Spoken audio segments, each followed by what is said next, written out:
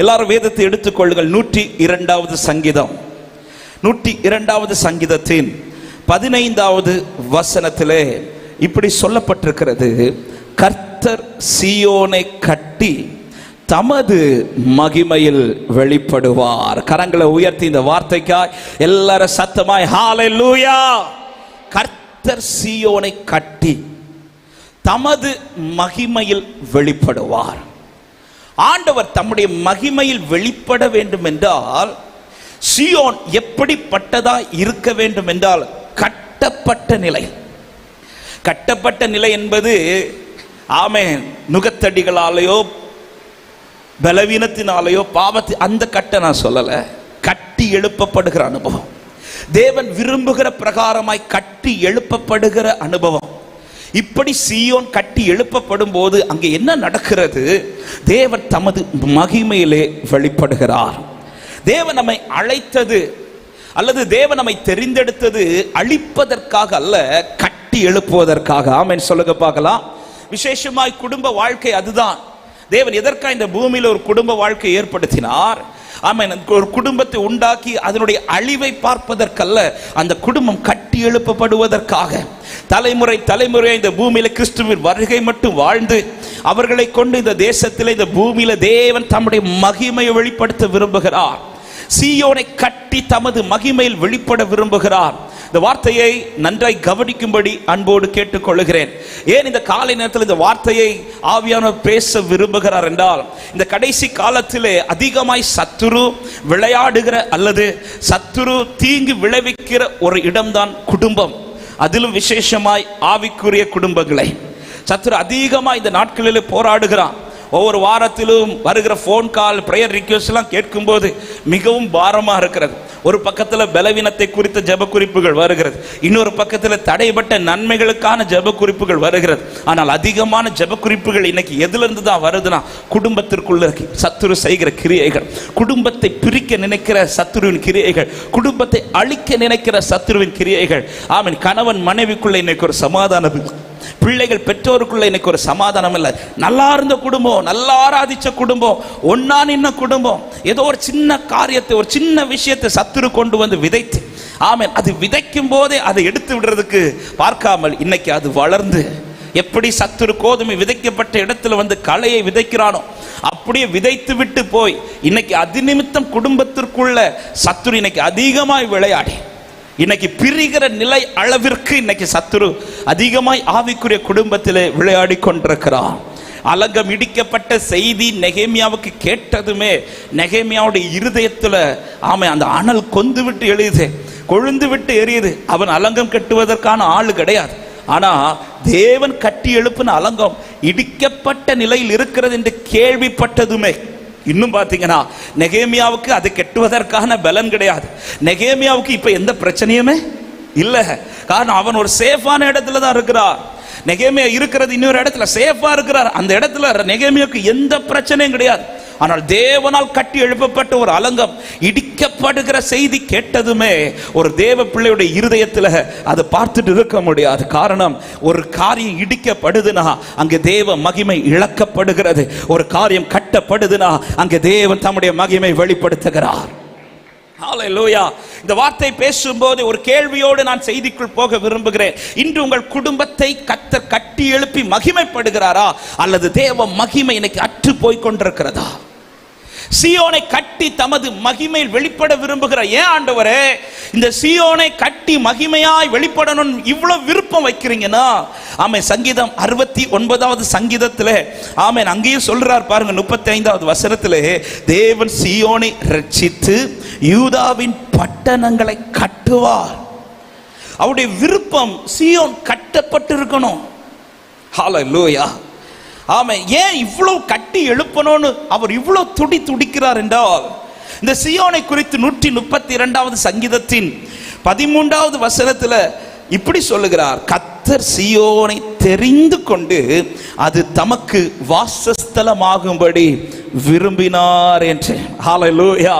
அப்ப இந்த சீயோனின் மேல ஒரு தேவ விருப்பம் ஒன்று இருக்கிறது. இந்த சீயோன் விரும்பி தெரிந்து கொள்ளப்பட்ட காரியம். இந்த சீயோன் தேவனால் விருப்பப்படத்தக்க சீயோன். இதே போலதான் குடும்ப வாழ்க்கை என்பது மனுஷனுடைய விருப்பத்தினால் வந்தது அல்ல.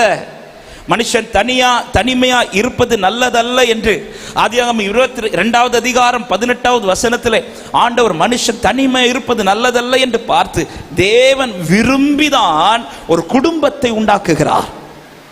தேவன் ஆதாம் கேட்டதினால் அல்ல ஏவாள் கொண்டு வரப்பட்டது. தேவனுடைய விருப்பம் அங்கே வெளிப்படுகிறது.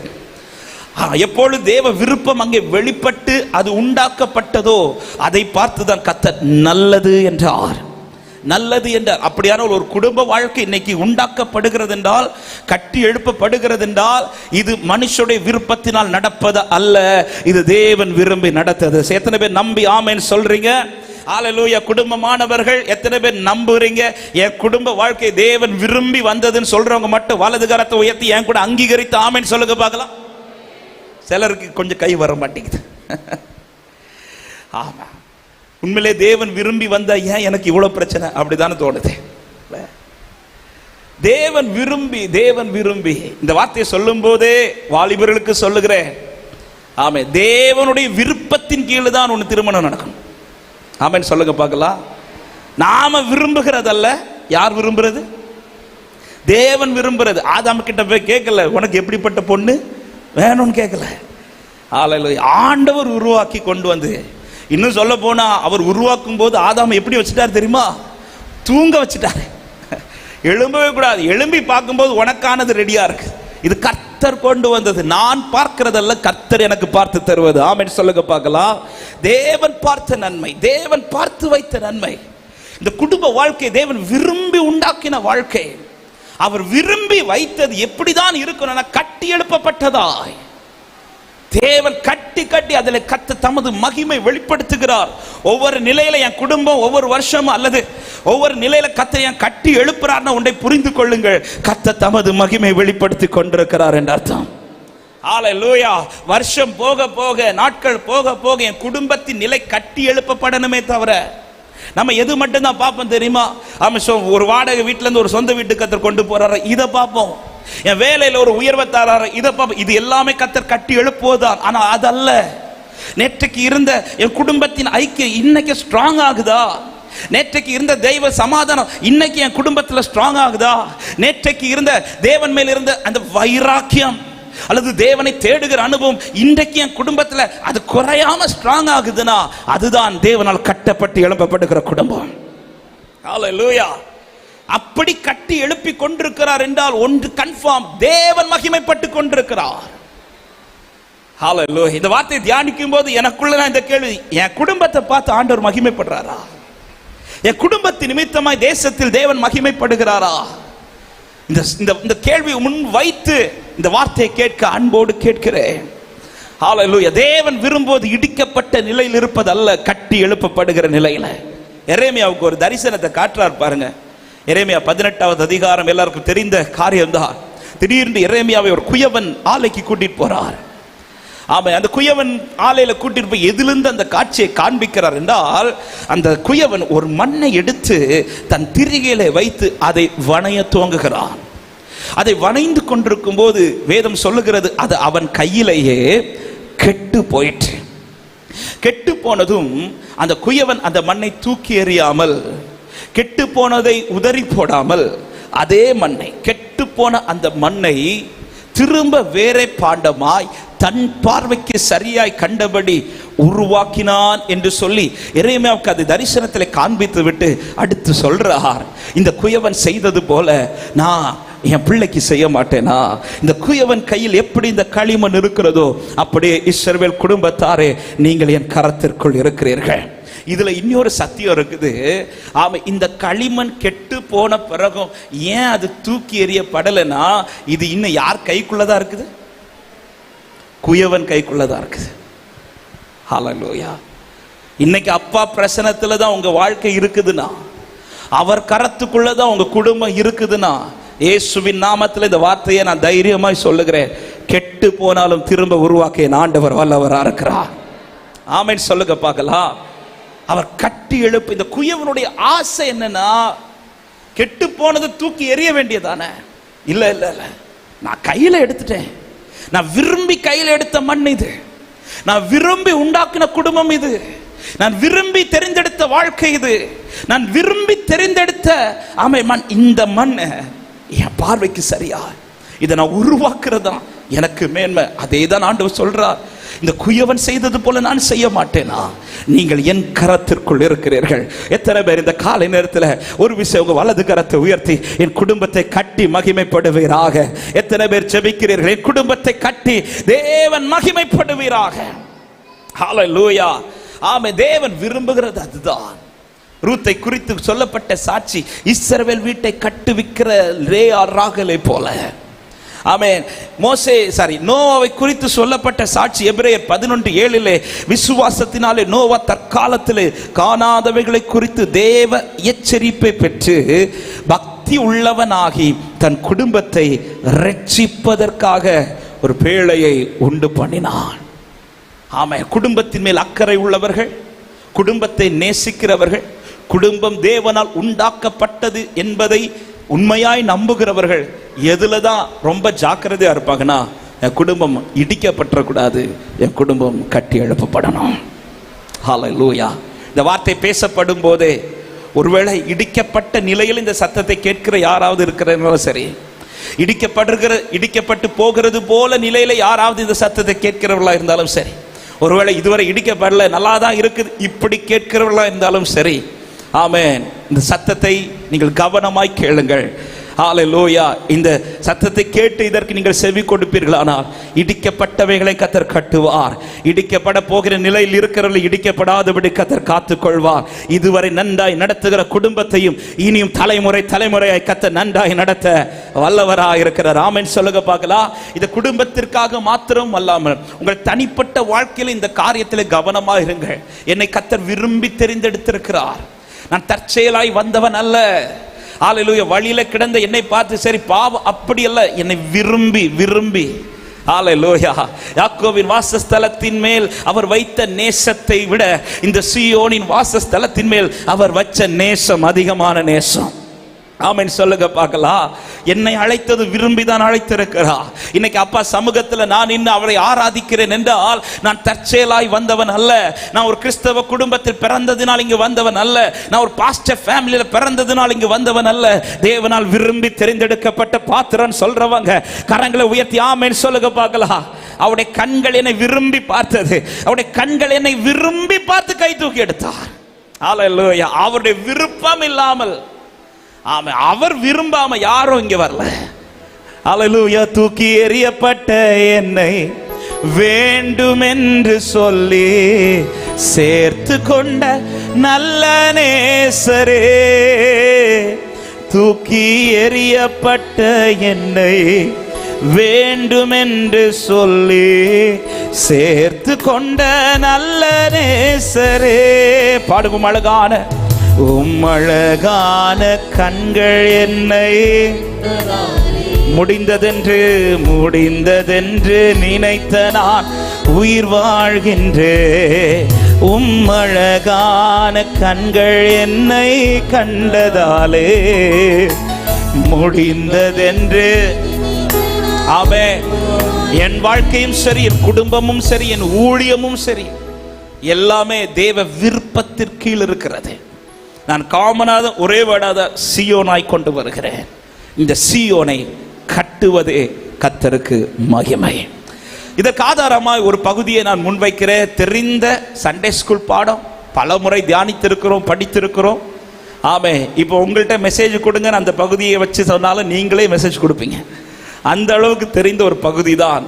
இந்த காலை நேரத்தில் சில சத்தியங்களை சொல்லி, ஒரு புதிய செய்தி அல்ல, ஆமென், பல சத்தியங்களை இந்த பகுதியில் நீங்கள் கேட்டிருந்தாலும் அதிலிருந்து கர்த்தருடைய ஆவியானவர் இன்றைக்கு அடியானோடு இடைப்பட்ட சில சத்தியங்களை சொல்லி நான் ஜெபிக்க விரும்புகிறேன். யோவான் 2வது அதிகாரத்தை எடுத்துக்கொள்ளுங்கள். அங்கே ஆண்டவராகிய இயேசு கிறிஸ்து முதலாவது அற்புதம் செய்த வீடு நமக்கு தெரியும்.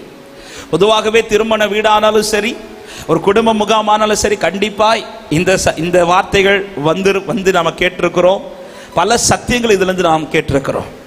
ஆமே. இந்த காலை நேரத்திலும் ஆண்டவர் இதிலிருந்து சில சத்தியங்களை வெளிப்படுத்த விரும்புகிறார். இங்கே அவர் இந்த அற்புதத்தை செய்யும் போது வெறும் அற்புதமாய் அதை முடிக்காமல் இயேசு கிறிஸ்து எத்தனையோ அற்புதங்களை தன்னுடைய 3.5 ஆண்டு ஊழியத்தில் அவர் செய்தார். இது முதல் அற்புதம். இதை வெறும் அற்புதமாய் முடிக்காமல் அதனுடைய 11வது வசனம் இப்படி சொல்லப்படுகிறது. யாராவது வாசிக்கலாமா? யோவான் 2வது அதிகாரம் அதனுடைய 11வது வசனம். இவ்விதமாக இயேசு இந்த முதலாம் அற்புதத்தை கலிலேயாவில் உள்ள கானா ஊரிலே செய்து தம்முடைய மகிமையை வெளிப்படுத்தினார். கரங்களை உயர்த்தி ஆமென் சொல்லுங்க பார்க்கலாம். ஒரு பெரிய ஒரு குறைவை சந்திக்க போகிற ஒரு குடும்பம். கானா ஊரில் ஒரு கல்யாண வீடு. அந்த வீட்டில் இயேசு அழைக்கப்பட்டு அந்த வீட்டுக்குள் இருக்கிறார். அந்த வீட்டில் இப்பொழுது ஒரு பெரிய குறைவு வர போகிறது. இந்த குறைவு எப்படிப்பட்ட குறைவு என்றால், இந்த குறைவு வந்துவிட்டால் அந்த குறைவு அந்த பட்டணம் முழுவதும் பேசப்படுகிற குறைவாய் மாறும். அந்த சில குறைவுகள் நம்ம குடும்பத்தில் வரும்போது அது ரொம்ப பேச்சு பொருளாய் மாறாது. ஆனால் சில குறைவுகள், சில காரியங்கள் நம்ம குடும்பத்தில் நடக்குதுன்னா அது பேச்சு பொருளாய் மாறும். அப்படிதான் இந்த குடும்பத்துக்கு இப்போ வரப்போகிற குறைவு பேச்சு பொருளாக. பொதுவாக பாருங்க, இந்த கல்யாண வீட்டில் கூட்டுகள் நிறைய இருக்கும். இந்த கூட்டில் 2-3 கூட்டு குறைஞ்சா பிரச்சனை கிடையாது. ஆனால் மெயினான சம்பவம் குறைஞ்சிச்சுன்னு வச்சுக்கோங்களேன், ஆமாம், நம்மளே சொல்லிட்டு போவோம், என்னத்தை கல்யாணம் நடத்துகிறாங்க, இவ்வளோ செலவு பண்ணி கடைசியில் சாப்பாடு கூட ஒழுங்கா இப்படி ஈஸியாக பேசிட்டு போயிடும். ஆமாம், கொண்டு போன மொய்க்கவரையும் சில நேரத்தில் கொடுக்காம வந்துடும். இப்போ இந்த வீட்டில் குறைபட போகிற விஷயம் அதுதான். யூதர்களை பொறுத்தவரை ஒரு திருமண வீட்டில் திராட்சை ரசம் என்பது அது மதிப்புள்ள ஒரு பொருள். எது குறைஞ்சாலும் பரவாயில்ல, இந்த பாயசம் மட்டும் குறைஞ்சிடக்கூடாது. ஆமாம், இந்த திராட்சை ரசம் குறைஞ்சிடக்கூடாது. அதுவும் பைபிள் ஸ்காலர் சொல்றாங்க, சரியான்னு தெரியல, இது அந்த ஊரில் இருக்கிற ஒரு வசதி உள்ள வீட்டில் நடந்த கல்யாணம் என்று சொல்லுகிறார்கள், தெரியவில்லை. அப்போ ஒரு வசதி உள்ள வீட்டில் இப்படி ஒரு குறை வருதுன்னா அது ஊர் ஃபுல்லாக பேச்சு பொருளாக மாலை மரலில் பரவுற நியூஸ் மாதிரி பரவும். அதுவும் விஷயம் யாருக்கு தெரிஞ்சிருக்கு தெரியுமா? மரியாளுக்கு தெரிஞ்சிருக்குது. ஸ்திரீகளுக்குள்ள இருக்கிற கிஃப்டே அதுதானா என்னமோ தெரியல, நான் உங்களை சொல்லவில்லை. அப்படி ஒரு குறைவு இப்ப இந்த வீட்டுக்கு வரப்போகுது. ஆனா அந்த குறைவை கர்த்தர் எப்படி மாத்தித்தா தெரியுமா? மகிமையா மாத்துறார். இந்த மகிமை வெளிப்படுவதற்கு ரீசன் என்னன்னா, குறைவாய் அந்த வீட்டிலிருந்து வெளிப்படாமல் அந்த குறைவை கர்த்தர் நிறைவாய் மாற்றி மகிமையில் வெளிப்படுகிறார். அந்த சீயோனை கட்டி கர்த்தர் தமது மகிமை வெளிப்படுத்துகிறார். ஆமென். இது ஒரு குடும்பத்தில் நடந்ததானபடியினால் இந்த காலை நேரத்தில் இந்த வார்த்தை உங்கள் ஒவ்வொருவரோடும் பேசும் என்று நான் ஆவியிலே விசுவாசிக்கிறேன்.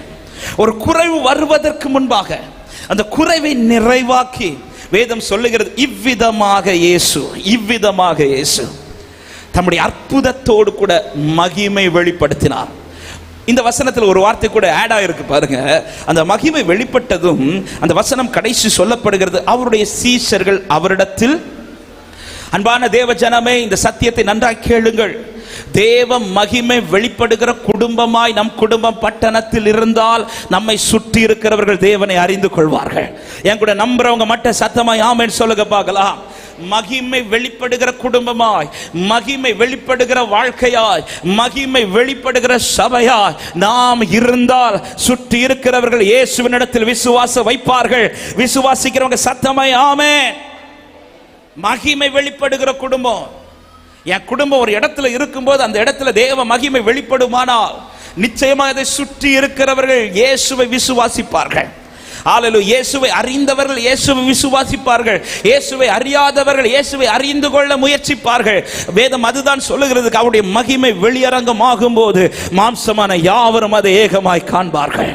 ஹல்லேலூயா. மகிமை வெளிப்படணும். கிறிஸ்துவின் மகிமைக்கு ஏதுவாய் தான் கர்த்தர் நம்மை அழைத்திருக்கிறார். அதுதான் வேதம் சொல்லுகிறது. எவரை முன்குறித்தாரோ அவர்களை அழைத்திருக்கிறார். எவர்களை அழைத்திருக்கிறாரோ அவர்களை நீதிமான்களாக்கி இருக்கிறார். எவர்களை நீதிமான்கள் ஆக்கினாரோ அவர்களை மகிமைப்படுத்தியும் இருக்கிறார். இந்த வார்த்தையை படிக்கும் போது நான் கொஸ்டின் கேட்பேன், ஆண்டவரே நீதிமானா மாத்தி இருக்கிறீங்க, அதை நான் அக்செப்ட் பண்றேன், ஆனா மகிமைப்படுத்தி இருக்கிறீரா? ஏன்னா மகிமை வெளிப்படும் போது என் பக்கத்தில் இருக்கிறவங்களுக்கு கிறிஸ்து தெரியும், இவங்க கூட கிறிஸ்து இருக்கிறார் என்பது தெரியும். அது மாத்திரமல்ல, அவர்களும் கிறிஸ்துவை அறிய விரும்புவார்கள், அவர்களும் விசுவாசத்தை வைப்பார்கள். இத்தனை வருஷம் நான் இந்த ஏரியாவில் இருந்து என் குடும்பம் இந்த தெருவில் இருந்தோம், என் பக்கத்தில் இருக்கிறவங்களுக்கு இன்னும் கிறிஸ்து வெளிப்படவில்லை என்றால் தேவன் விரும்புகிற மகிமை இன்னும் வெளிப்படவில்லை என்ற அர்த்தம். மகிமை வெளிப்பட்டுச்சுன்னு அடுத்த வார்த்தை சுற்றி இருக்கிறவர்கள் விசுவாசம் வைப்பார்கள். ஆமென் சொல்லுங்க பார்க்கலாம். ஹல்லேலூயா. இங்க கர்த்தர் தமது அற்புதத்தோடு கூட இங்க மிராக்கிள் மட்டுமல்ல, க்ளோரியும் வெளிப்படுது. இவ்விதமாக இந்த குடும்பத்தில் கர்த்தருடைய மகிமை வெளிப்படுவதற்கு இந்த குடும்பத்தில் வெளிப்பட்ட ஒரு 4 காரியங்களை நான் நேரம் கருதி வேகமாய் சொல்லி நான் ஜெபிக்க விரும்புகிறேன். ஒவ்வொரு பாயிண்ட் சொல்லும் போதும் நான் அந்த வார்த்தைகளை வைத்து ஜெபிக்கும்படியாய் நான் விரும்புகிறேன். முதலாவது, மகிமை தங்க அல்லது மகிமை வெளிப்பட, என் குடும்பம் கட்டி எழுப்பப்பட நான் செய்ய வேண்டிய முதல் காரியம் தேவனை தேடுகிறவனாய் இருக்கணும். தேவனை தேடுகிறவனாய் இருக்கணும். யோவான் 2வது அதிகாரம் அதனுடைய 3வது வசனத்தை வாசிக்க கேட்கலாம். வாசிங்கள். திராட்சரசம் குறைவுபட்ட போது இயேசுவின் தாய் அவரை நோக்கி, அவர்களுக்கு திராட்சரசம் இல்லை என்றாள். ஒரு குறைவு வரும்போது, திராட்சரசம் குறைவுபட்ட போது இயேசுவின் தாய் வந்து யாரை தேடி வருகிறார்கள் என்றால் இயேசுவை தேடி வருகிறார்கள். ஒரு குறைவு வரும்போது அவருடைய தேடல் யாரா இருக்கிறது என்றால் இயேசுவின் இடத்தில். நான் அதை இப்படி நம்புறேன், நான் விசுவாசிக்கிறேன். ஒரு குறை வந்திருக்கும் போது, அந்த குறை வரும்போதே, அதாவது இன்னும் தீரலை, திராட்சரசம் தீர்ந்து போகலை, இன்னும் ஒரு பந்திக்கு அல்லது 2 பந்திக்கு அந்த திராட்சரசம் இருக்குது. அந்த குறை ஆனால் தெரியுது, க்ரௌட் அதிகமாயிட்டு, இனி இது எத்தனை பந்திக்கு போகும், இனி எத்தனை பந்தி ஒரு உத்தேசமாக இவ்வளோ இருக்கும், இதெல்லாம் தெரியுது, வைத்து தெரியுது. அடுத்து ஒரு 2 பந்தி தாண்டி என்ன இருக்காது, திராட்சரசம் இருக்காது. அந்த வீட்டார் வந்து யார்கிட்ட இதை கன்வே பண்ணியிருப்பாங்கன்னா மரியாள் கிட்ட வந்து ஒரு வேளை சொல்லியிருக்கலாம். எதுக்காக சொல்லியிருக்கலாம்னா, மரியாள் இயேசுவின் தாயா இருக்கிறதுனால. சரி, மரியாள் கிட்ட போய் சொல்லி இயேசுவின் இடத்துல நம்ம இதை கன்வே பண்ணலாம் சொல்லி இயேசுவின் இடத்துல இப்போ கன்வே பண்ணுறாங்க. இந்த இடத்துல நான் சொல்லக்கூடிய ஒரு சத்தியத்தை கவனிங்கள். ஒரு குறைவு வருதுன்னு தெரிஞ்சதும் இனி இல்லாமல் போகலை, இது குறைய போகுது, இங்க குடும்பத்தில் ஒரு இன்சிடென்ட் நடக்க போகுதுன்னு தெரிய துவங்கினதுமே அவங்க யாரை தேடுறாங்க தெரியுமா? இயேசுவை தேடுறாங்க. இயேசுவை தேடுறாங்க. ஹல்லேலூயா. இயேசுவை தேடுறாங்கன்னா அங்க யார் இருக்கிறா? ஹலோ, இயேசு அங்க இருக்கிறார். முதல்ல ஒரு குடும்பத்தில் நாம் கவனிக்க வேண்டியது, என் குடும்பத்தில் இயேசு இருக்கிறாரா? ஆமென் சொல்லுங்க பார்க்கலாம். நான் கிறிஸ்டியனா இருந்தா அவர் இருப்பார் அப்படி பைபிள் சொல்லல. என் குடும்பத்தில் இயேசு இருக்கிறாரா? இயேசு இருக்கிறாரா? ஹல்லேலூயா. இயேசு என் குடும்பத்துக்குள்ள இருக்கிறாரா? நம்ம வீட்டில் வசனங்கள் இருக்கு. எல்லா வீட்டிலையும் ஒரு வார்த்தை கண்டிப்பா எழுதியிருப்பீங்க. என்ன? இந்த குடும்பத்தின் தலைவர் இயேசு இருக்குதா இல்லையா? போர்டு இருக்குது. அவர் இருக்கிறாரா? ஒரு குறை வருதுன்னு தெரிஞ்சதும் அவங்க யார்கிட்ட போறாங்கன்னா இயேசு கிட்ட போற. அந்த விஷயத்தை நான் வரதுக்கு முன்னாடி இயேசு கிட்ட ஏன் போறாங்கன்னா, அந்த குடும்பத்துக்குள்ள யார் இப்ப இருக்கிறா? இயேசு இருக்கிறார். தேவ பிள்ளையே, அதான் சொன்னேன், மண்ணு கெட்டு போகிறது விஷயம் இல்ல, யார் கைக்குள்ள கெட்டு போகிறதுங்கிறத விஷயம். திரும்பவும் அது வேறு பாண்டமாய் வணையப்பட காரணம் என்னன்னா, இந்த மண்ணு இன்னொருத்தங்க கையில கெட்டு போகல, குயவன் கரத்திலிருந்து தான் கெட்டு போகிறது. குயவன் கரத்திற்குள்ள இருக்கிற மண்ணு கெட்டு போனால் அதை திரும்பவும் வணைய அந்த குயவன் உண்மை உள்ளவரா இருக்கிறார். ஹல்லேலூயா. இன்னைக்கு ஏன் அநேக குடும்பத்துல கெட்டு போனதாவே போய்கொண்டிருக்கிறது என்றால், இன்னைக்கு உண்மையிலே கொஞ்சம் இருந்து தியானிச்சு பார்த்தா கிறிஸ்து இன்னைக்கு அநேக குடும்பத்தில் இல்லை. கிறிஸ்தவன் என்கிற அடையாளம் இருக்கிறது. கிறிஸ்து இருக்கிறாரா? கிறிஸ்தவன் என்கிற அடையாளம் அல்ல முக்கியம், எனக்குள் கிறிஸ்து இருப்பது முக்கியம். என் குடும்பத்தில் கிறிஸ்து இருக்கணும், என் குடும்பத்துக்குள்ள கிறிஸ்து இருக்கணும். அப்ப கிறிஸ்து எனக்குள்ள இருக்கணும்னா, அதாவது எனக்கு குறை வரும்போது நான் தேடும் போது என் கிறிஸ்து என் குடும்பத்துக்குள்ள இருக்கணும்னா, அதை நான் சிம்பிளா புரியும்படி சொல்றேன். இவங்க இயேசுவை பிரச்சனைக்காக கூப்பிடல, இந்த வீட்டுக்கு பிரச்சனை வந்த பிறகும் கூப்பிடல. அவங்க நல்லா இருக்கும் போது வீட்டுக்குள்ள கூட்டு வச்சிருக்கிறாங்க. நம்ம பிரச்சனை என்ன தெரியுமா? இயேசுவை எப்ப தேடுவோம் தெரியுமா? நல்லா இருக்கும் போது தேட மாட்டோம். ஹலோ, இயேசு எப்ப இந்த வீட்டுக்குள்ள வந்தா? பிரச்சனைக்கு பிறகா? இல்ல. அவைக்குரிய அர்த்தத்தோடு இந்த வார்த்தைகளை நான் பேசுகிறேன், கவனியுங்கள். என் பிரச்சனைக்கு இமிடியேட்டா ஆண்டவர் பதில் தரணும்னா பிரச்சனைக்கு முன்னாடி அவர் என் கூடாரத்துக்குள்ள இருக்கணும். இன்னைக்கு அநேக குடும்பத்தில் பிரச்சனை வந்த பிறகுதான் கூப்பிடுறோம். பிரச்சனை வர்றது போல தெரிஞ்சா கூப்பிடுறோம். நான் கேட்கிற பிரச்சனைக்கு முன்னாடி உங்க குடும்பத்தில் அவர் எப்படி இருக்கிறார்? பிரச்சனைக்கு முன்னாடி உங்க தேடல் எப்படி இருக்கிறது அவரை? ஹல்லேலூயா. பிரச்சனை வந்துச்சுன்னா ராம் முழுவதும் விழித்திருந்து ஜெபிக்கிறதுல உறுதியா இருக்கிறோம். பிரச்சனை வந்துச்சுன்னா ஃபாஸ்டிங் இருந்து ஜெபிக்கிறதுல உறுதியா இருக்கிறோம். ஆண்டவர் கேட்கிறது, பிரச்சனைக்கு முன்னாடி நீ என்ன தேடுறியா? பிரச்சனைக்கு முன்பாக உங்க குடும்பத்தில் நீங்க எவ்வளவு தேடுகிறீர்கள்? ஹல்லேலூயா. ஒரு தேவ பிள்ளையுடைய வாழ்க்கையில எப்படிப்பட்டவர்களா இருக்கணும் தெரியுமா? பிரச்சனைக்காக தேடுகிறவர்களா அல்ல, எப்பொழுதும் கர்த்தரை தேடுகிறவர்களாய் காணப்படணும். ஹல்லேலூயா. எப்பொழுதும் கர்த்தரை. நல்லா இருக்கும்போது யார் தேவனை, இன்னும் இந்த வார்த்தையை நான் பேசும்போது ஒரு சத்தியத்தை கர்த்தருடைய ஆவியான உணர்த்துறத சொல்றேன். நீங்க நல்லா இருக்கும்போது கிறிஸ்துவை சரியாய் தேடுவீர்களானால் உங்க பிரச்சனை வரும் தெரியுமா? அப்ப நீங்க தேட தொடங்கும் போதே பதில் வந்துடும். ஆமென். நீங்க தேட தொடங்கும் போது பதில் வந்துடும்.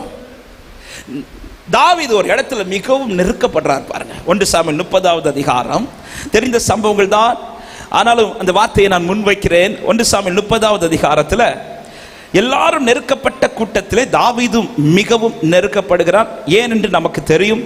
தாவீது இல்லாத தருணத்தை பார்த்து சத்துருக்கள் வந்து அவனுடைய எல்லாவற்றையும் பிடித்து கொண்டு போய்விட்டார்கள்.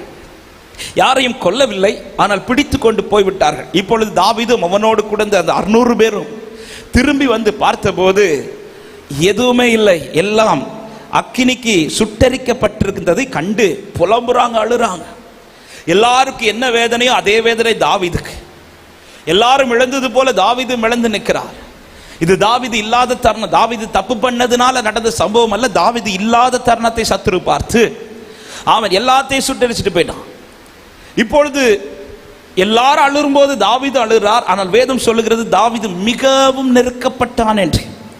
ஏன் நெருக்கப்பட்டான் என்றால் அந்த வசனம் சொல்லப்படுகிறது, எல்லாரும் அவனை கல்லறிய வேண்டும் என்று தன் கையில கல்களை எடுத்துக்கொண்டு நிற்கிறாங்க. என்ன சொல்லி நிற்கிறாங்கன்னு, இந்த பிரச்சனை வந்ததே யார் காரணம்? தாவீது தான் காரணம்னு சொல்லிட்டு எல்லாரும் கல்லறிய இப்படி கல்லெடுத்து நிற்கும் போது தாவீது உடனே யாரை தேட துவங்குகிறான் என்றால், அந்த இடத்துல கல்லெறியவங்களை பார்த்து ஏன்பா நீங்க கல்லெறியறீங்க அப்படி சொல்லி அவர்களை தேடவில்லை. உடனே அவன் தேவ சமூகத்தை தேடுகிறான், பிரசன்னத்தை தேடுகிறான். ஏபோத்தை கொண்டு வார்கள் என்று சொல்லி அவன் எங்க போய் உட்காருகிறான்? தேவ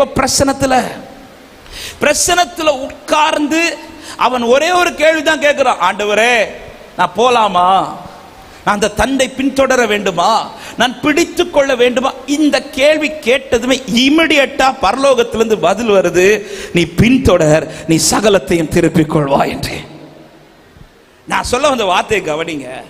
ஒரு மிகவும் நெருக்கப்பட்ட இடத்துல ஒருத்தர் நோக்கி கூப்பிட்டதும் இமிடியேட்டா ஆன்சர் வருது. ஏன் நமக்கு வரல? நாம பல மாதமா ஜெபிக்கிறோம், பல நாட்களாய் ஜெபிக்கிறோம். ஒரு மிகவும் நெருக்கப்பட்ட ஒருவன் கூப்பிட்ட இமிடியேட்டா பரலோகத்திலிருந்து பதில் வருது. அடுத்த நாள காரியம் கைக்கு வருது. எது பிடிபட்டு போச்சதோ அது அத்தனையும் திருப்பிக் கொள்ளுகிறான். எங்க இடிக்கப்பட்டுச்சோ அது அத்தனையும் கட்டப்படுகிறது. நாம் இவ்வளவு பல நாட்கள் ஜெபிக்கிறோம், பல நாட்கள் உபவாசிக்கிறோம். ஆனா இந்த நெருக்கத்துல ஏன் இன்னும் நமக்கு பதில் வரல? இந்த தாவீது நெருக்கத்தில் மட்டும் கூப்பிடுகிறவன் அல்ல, விசாலத்திலும் கர்த்தரை நோக்கி கூப்பிடுகிற பாத்திரம். கர்த்தரை நான் எக்காலத்திலும் ஸ்தோத்தரிப்பேன், அவர் துதி எப்பொழுதும் என் வாயில் இருந்து கொண்டிருக்கும். நம்ம பிரச்சனை என்ன தெரியுமா? பிரச்சனை வரும்போது கூப்பிடுவோம், பிரச்சனை வரும்போது பிரச்சனத்துல இருப்போம். நல்லா இருக்கும்போது இருக்கிறோமா? ஹல்லேலூயா. ஆமா, இந்த வார்த்தை சொல்லும் போதே இன்னைக்கு காலையில இந்த வசனங்களை தியானித்து கொண்டிருந்த போது ஆண்டவர் என்கிட்ட இடைப்பட்டது அதுதான். நீ நல்லா இருக்கும் போது பிரச்சனத்தை விடாம பிடிச்சு தேடுவேனா, ஒரு பிரச்சனை வரும்போது அதுல ஒரு தீர்வை நான் உனக்கு தர வல்லவரா இருக்கிறேன். ஹல்லேலூயா. நீ கூப்பிடுகிற நாளிலே ஆபத்திலே அவர் என்னோடு இருந்து என்னை தப்புவிப்பார் என்று வாக்கு தந்திருக்கிறார். ஆனா இவ்வளவு ஆபத்துல இருந்து நான் கூப்பிடுறேன், ஏன் எனக்கு இன்னும் பதில் வரலன்னா, நீ நல்லா இருக்கும்போது ஏன்பா கூப்பிடல? இந்த குடும்பத்தார் செய்த முதல் காரியம் என்ன தெரியுமா? பிரச்சனை வந்ததும் இயேசுவை தேடவில்லையே, பிரச்சனைக்காக இயேசுவை தேடவில்லை. அவர்கள் நல்லா இருக்கும் போதே இயேசு தங்கள் கூடாரத்தில் இருக்க அவர்கள் விரும்பினார்கள். ஹல்லேலூயா. பிரச்சனை வந்த பிறகு அல்ல. யோசபாத்தை குறித்து நீங்க படிச்சீங்கன்னா தெரியும். 2 நாளாகமம் 20வது அதிகாரத்தில் தெரிந்த வார்த்தைகள் தான். ஆமென். இப்பொழுது மோவாப் புத்திரர்கள், அம்மோன் புத்திரர்கள், அம்மோனியருக்கு அப்புறத்தில் உள்ள மனுஷரோடு கூட யோசபாத்துக்கு விரோதமாக யுத்தம் பண்ண எழும்பினார்கள். ஒரு பெரிய பிரச்சனை வருது.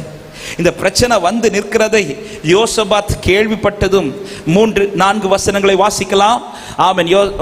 2 நாளாகமம் 20:3-4 வசனங்கள். அப்பொழுது யோசபாத் பயந்து கர்த்தரை தேடுகிறதற்கு ஒருமுகப்பட்டு யூதாவுக்கு உபவாசத்தை கூறுவித்தான். அப்படியே யூதா ஜனங்கள் கர்த்தரிடத்திலே சகாயம் தேட கூடினார்கள். யூதாவில் உள்ள எல்லா பட்டணங்களிலும் இருந்து அவர்கள் கர்த்தரை தேட வந்தார்கள். இந்த சம்பவம் நமக்கு தெரியும். அவர்கள் தேட துவங்கி கொஞ்ச நேரத்திலேயே கர்த்தருடைய ஆவியானவர் அங்கே இறங்கி பேச தொடங்குகிறார். அவர்களுக்கு தேவையான வார்த்தைகள் பேசப்படுகிறது. 14 நீங்க படிச்சீங்கன்னா தெரியும். 15 சொல்றார், சகல யூதா கோத்திரத்தாரே, எருசலேமின் குடிகளே, ராஜாவாகி யோசபாத்தை கேளுங்கள். நீங்கள் அந்த ஏராளமான கூட்டத்திற்கு பயப்படாமலும் கலங்காமலும் இருங்கள் என்று கர்த்தர் சொல்லுகிறார். இந்த யுத்தம் உங்களுடையது அல்ல, தேவனுடையது. இமிடியட்டான பதில் வருது. இமிடியட்டான பதில். ஒரு பெரிய நெருக்கம் சூழ்ந்து கொள்ளும் போதே ஒரு இமிடியட்டான ஆன்சர் இந்த யோசபாத்துக்கும் ஜனத்துக்கு வருது. தேட துவங்கினதுமே இங்க உடனே பதில் வர ரீசன் என்னன்னா, இந்த யோசபாத் பிரச்சனை வரும்போது தேவனை தேடுகிறவன் அல்ல. அதே யோசபாத்தை குறித்து 2 நாளாகமம் 17வது அதிகாரம் 3-4 வசனங்களை சொல்லப்பட்டிருக்கிறது. கர்த்தர் யோசபாத்தோடு இருந்தார். அவர் பாகால்களை தேடாமல் தன் தகப்பனாகிய தாவீது முன்னாட்களில் நடந்த வழிகளில் நடந்து தன் தகப்பனுடைய தேவனை தேடி இஸ்ரவேலுடைய செய்கையின்படி நடவாமல் அவருடைய கற்பனைகளின்படி நடந்து கொண்டான். கரங்களை உயர்த்தி ஆமென் சொல்லுங்க பார்க்கலாம்.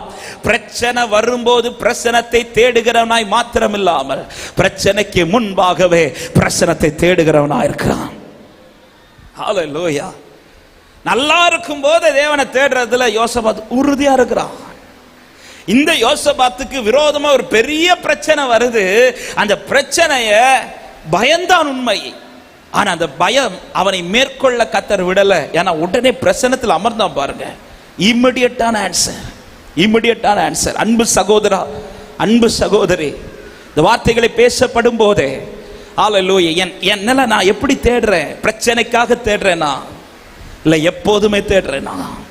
இன்னைக்கு உங்க குடும்பம் நல்லா இருக்கும் போதே ஆண்டவரை தேடுறதுல உறுதியா இருங்க. கர்த்தர் உங்களை நல்லா வச்சிருக்கிறாரா, ஸ்தோத்திரம் பண்ணுங்கள். ஆனா அதே நேரத்தில் இந்த நாட்களிலே ஆண்டவரை அதிகம் தேடுகிறவர்களா இருங்கள். யோபினுடைய வாழ்க்கையில நமக்கு தெரியும். தன் பிள்ளைகள் ஒரு விருந்துக்கு போறாங்க, ஒரு பார்ட்டி ஃப்ரெண்ட்ஸ் கூட போறாங்கனாலே யோபு இங்க வந்து தேவ சமூகத்தில் விழுந்துருவார், உட்கார்ந்துருவார். பிள்ளைங்க தப்பு பண்ண போறாங்கன்னு இல்ல, தப்பு பண்ணிடக்கூடாதுங்கிறதுக்காக. ஒரு பிரச்சனை வந்த பிறகு போய் உபவாசிக்கிறது அல்ல, பிரச்சனை வர்றது அதை நல்லா இருக்கும் போதே என் பிள்ளை நாளைக்கு விழுந்துரும் இப்படி அல்ல, விழுந்துடக்கூடாதுங்கிறதுக்காக நல்லா இருக்கும் போதே தேவனை தேட ஒருமுகப்படுத்தினான் பாருங்கள். அவனுக்குன்னு ஒரு பிரச்சனை வரும்போது கர்த்தர் அவனுக்காய் நின்று காரியத்தை வாய்க்க பண்ணுகிறார். ஹல்லேலூயா. நல்லா இருக்கும் போது தேவனை தேடணும். ஆமென். 2வது ஒரு காரியத்தை இங்க சொல்ல விரும்புகிறேன். ஒரு குறைவு வரும்போது அவங்க கர்த்தரை தேட தொடங்குறாங்க. அந்த வசனத்தை மறுபடியும் வாசிக்கலாம். யோவான் 2வது அதிகாரம் அதனுடைய 3வது வசனத்தை ஒரு விசை கூட வாசிங்கள். திராட்சரசம் குறைவுபட்ட போது இயேசுவின் தாய் அவரை நோக்கி அவர்களுக்கு திராட்சரசம் இல்லை என்றாள். திராட்சரசம் குறைந்து கொண்டிருந்த போது, ஆங்கிலத்திலே தெளிவாய் சொல்லப்பட்டிருக்கிறது, அது இன்னும் தீரவில்லை, அது கொஞ்சம் கொஞ்சமா குறைஞ்சு வந்துட்டே இருக்கு. நான் ஆரம்பத்தில் சொன்னது போல இனி ஒரு 2 பந்திக்கு இருக்கலாம் அல்லது 1 பந்திக்கு இருக்கலாம். தீருகிறதற்கு முன்பாகவே, அதனாலேயே என்னமோ தெரியல, ஆண்டவர் வந்து அதே பாத்திரத்தை கொண்டு வந்து அற்புதம் செய்யாமல், ஒருவேளை அந்த பாத்திரத்தில் இன்னும் குறையாததுனால பழைய துருத்தியில புதிய ரசத்தை உண்டாக்குவ முடியாது. அப்ப புது துருத்தில தான் புது ரசத்தை உண்டாக்கணும். இதுல ஆண்டவர் இந்த காரியத்தை செய்திருக்கலாம். இப்ப இன்னும் ரசம் அதாவது தீரவில்லை, குறைந்து கொண்டுதான் இருக்கிறது. இந்த குடும்பத்தார் செய்த கிரியை என்ன தெரியுமா? அது தீருவதற்கு முன்பாக, அதாவது பிரச்சனை கைவிட்டு போறதுக்கு முன்பாகவே பிரச்சனையின் ஆரம்பத்திலேயே யார்கிட்ட வந்துட்டாங்க தெரியுமா? ஆண்டவர்கிட்ட வந்துட்டாங்க. இந்த வார்த்தை சொல்லும் போது இதை கொஞ்சம் பாரமா நான் சொல்றேன். இன்னைக்கு அநேகர் வாழ்க்கையில பிரச்சனை அதிகமாக காரணம், பிரச்சனை ஸ்டார்ட் ஆகும் போதே அப்பா சமூகத்தில் வந்து உட்காருவதை விட்டு விட்டு இன்னைக்கு பிரச்சனை அதிகமான பிறகு உட்கார்ந்துருக்கணும். ஹல்லேலூயா. ரீசெண்டா பல குடும்பங்களோடு பர்சனலா பேசும்போது ஏன் இந்த பிரச்சனை இவ்வளவு உங்களுக்கு அதிகமாச்சுன்னு கேட்டா, இன்னைக்கு இருந்து புலம்புறாங்க தேவ சமூகத்தில். ஆனா ஆரம்பத்தில் தெரியப்படுத்த வேண்டியவர்கிட்ட தெரியப்படுத்தாம தெரியப்படுத்தக்கூடாதவங்கள்ட்ட எல்லாம் தெரியப்படுத்துறது. இந்த பிரச்சனை ஸ்டார்ட் பண்ணும் போதே இந்த வீட்டார் வந்து இந்த குறைவை வேற யார்கிட்டையும் ஸ்ப்ரெட் பண்ணல, வேற எந்த மனுஷர்களையும் போய் இந்த காரியத்தை சொல்லல.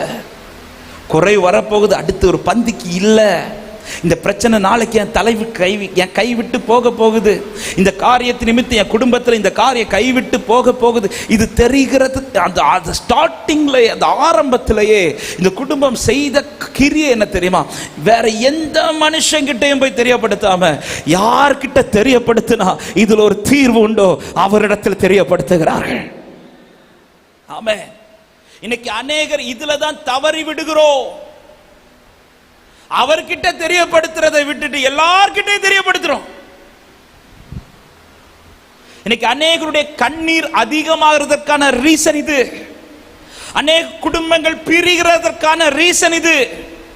அநேக குடும்பத்தில் கட்டி எழுப்பப்பட முடியாமல் இருக்கிறதற்கான ரீசன் இது. ரீசெண்டா ஒரு குடும்பத்தில் ஒரு பெரிய பிரச்சனை.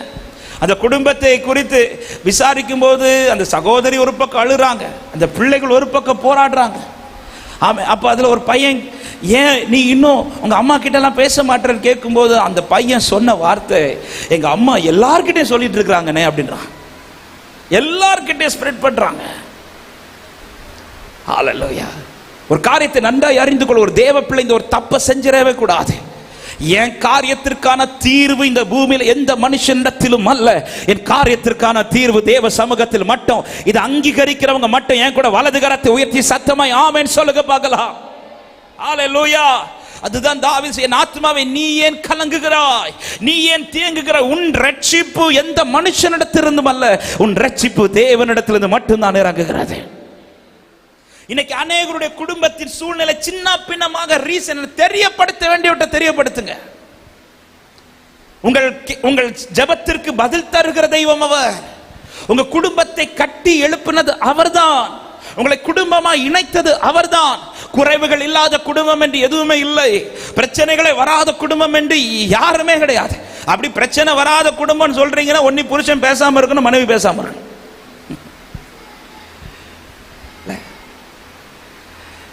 குடும்பங்களான சில பிரச்சனைகள் வரும், இல்லைன்னு சொல்லல, குறைவுகள் வரும். ஹல்லேலூயா. ஆனா என் குறைவு வரும்போது, ஒரு பிரச்சனை வரும்போது அந்த தீர்வை நான் யார்கிட்ட எதிர்பார்க்கிறேன்? அந்த தீர்வை யார்கிட்ட இருந்து தெரியப்படுத்தி எதிர்பார்க்கிறேன்? ஹல்லேலூயா. அன்பான சகோதரர்களே, அன்பான சகோதரர், இந்த வார்த்தையை பேசும்போது பலிபீடத்திலிருந்து தாழ்மையாய் பேசுகிறேன். குறைவுகள் வராதென்று அல்ல, ஆனால் குறைவுகள் வரும்போது கர்த்தரிடத்தில் தெரியப்படுத்துங்கள். நீங்க முதல்ல தேட வேண்டியது கர்த்தரா இருந்தால் இந்த காரியத்திற்காக மனுஷனை தேட கர்த்தர் விட மாட்டார். ஆமென் சொல்லுங்க பார்க்கலாம். மனுஷன் அதிகம் தேடி இன்னைக்கு அநேகர் கடைசியில் கர்த்தரிடத்தில் ஏன் இன்னைக்கு இந்த அழுகை அதிகமாகி கொண்டிருக்கிறது? ஏன் இன்னும் கட்டி எழுப்பப்பட முடியாம சின்ன பின்னமாக்கப்பட்டு கொண்டிருக்கிறது? நீ தேட வேண்டியவரை தேடவில்லையே. ஹல்லேலூயா. அன்னாளுக்கு குழந்தை இல்லை. குழந்தை இல்லாதது ஒரு பாரம். அண்ணால் மிகவும் அழுகிறாள். குழந்தை இல்லாத பாரம் போக அவன் எது நிமித்தம் ரொம்ப அழுவா தெரியுமா? வீட்டில் இன்னொருவள் இருக்கிறாள். அவள் யாரு?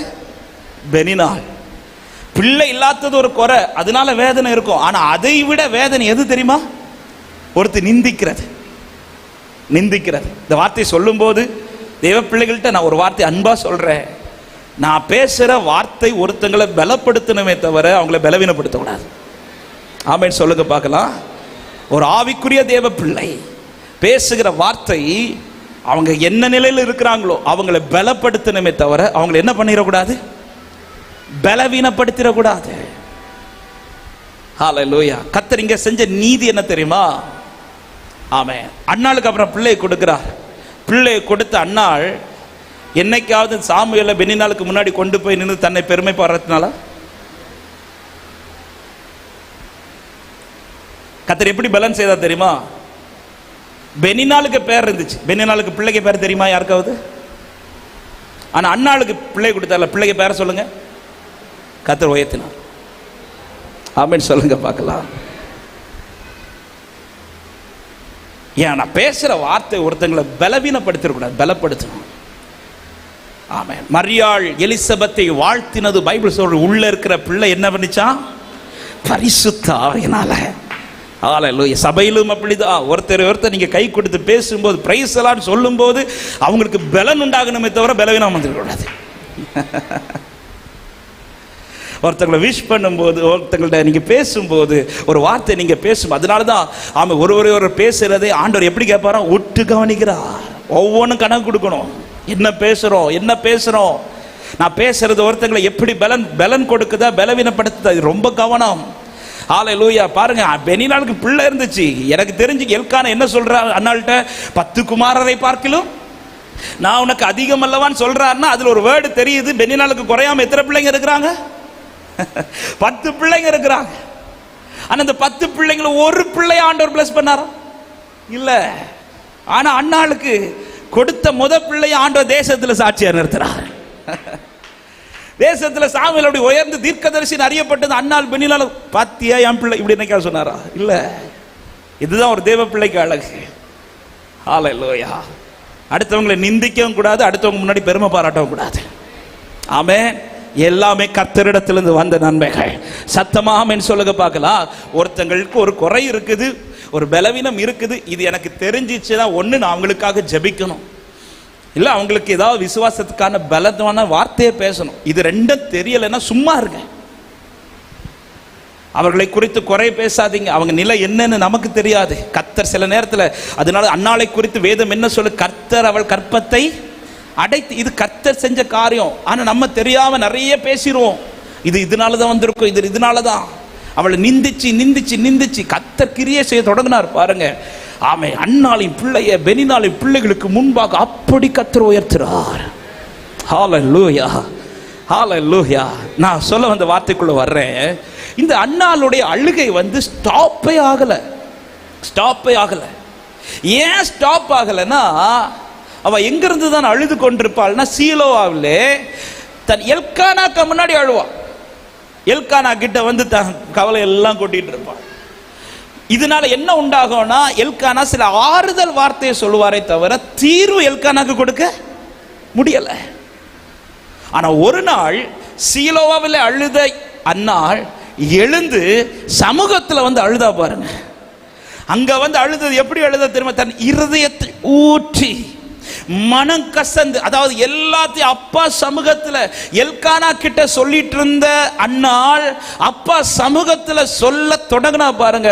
வேதம் சொல்லுகிறது, அதன் பிறகு அவள் துக்கமுகமா இருக்கவில்லை. அன்னாலே, இதை நீ ஃபர்ஸ்டே செஞ்சிருந்தேனா இந்த அளவுக்கு நீ அழுது இருக்க வேண்டியது இருந்திருக்குமா? ஹல்லேலூயா. ஃபர்ஸ்டே தீர்வை நீ அவரிடத்தில் பார்த்திருப்பாயானா இந்த அளவுக்கு அலைய வேண்டியது இருந்திருக்குமா?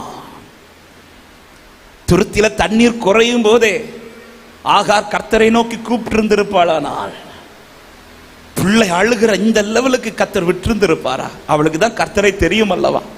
ஏற்கனவே சந்தித்தவள் தானே, அவள் தானே பேர் போட்டா. என்ன பேர்? அவர் என்னை காண்கிற தேவனாயிருக்கிறார். நீதானமா பேர் போட்ட, அவர் என்னை காண்கிற தேவன் என்று.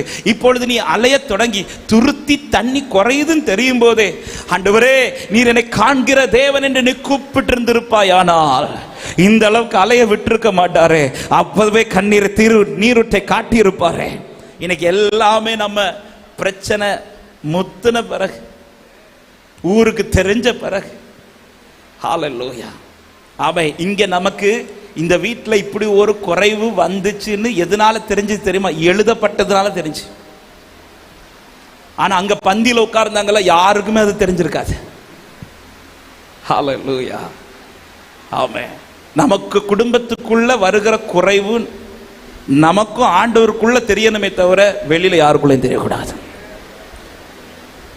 இந்த உறவு மட்டும் நீங்க சரியா இருப்பீங்கன்னா, தேடுகிறதுல நீங்க சரியா இருப்பீங்கன்னா, உங்கள் குறைவுகள் வெளி தெரியாமல் உங்களை கர்த்தர் நிறைவாய் நடத்த வல்லவராயிருக்கிறார்.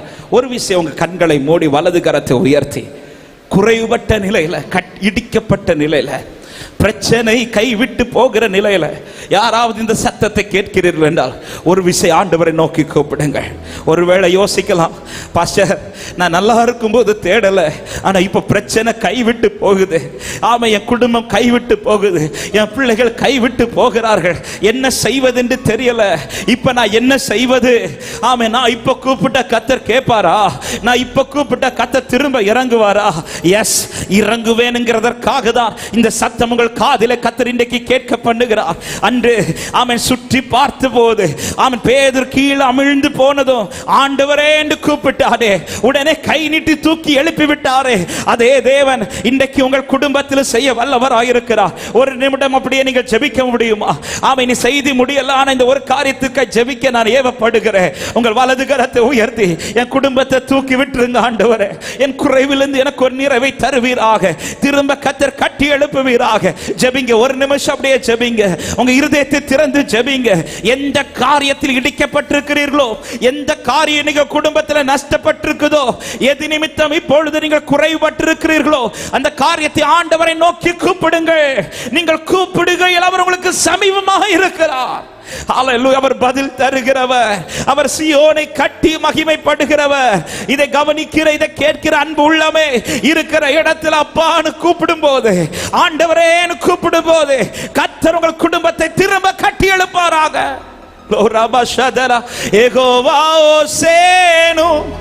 என்னை மீண்டும் கட்டுகிறீர் யெகோவா சபையோ, என்னை ஆளுகை செய்கிறீர் யெகோவா ஓசேனு, என்னை மீண்டும் கட்டுகிறீர் யெகோவா சபையோ, என்னை ஆளுகை செய்கிறீர்.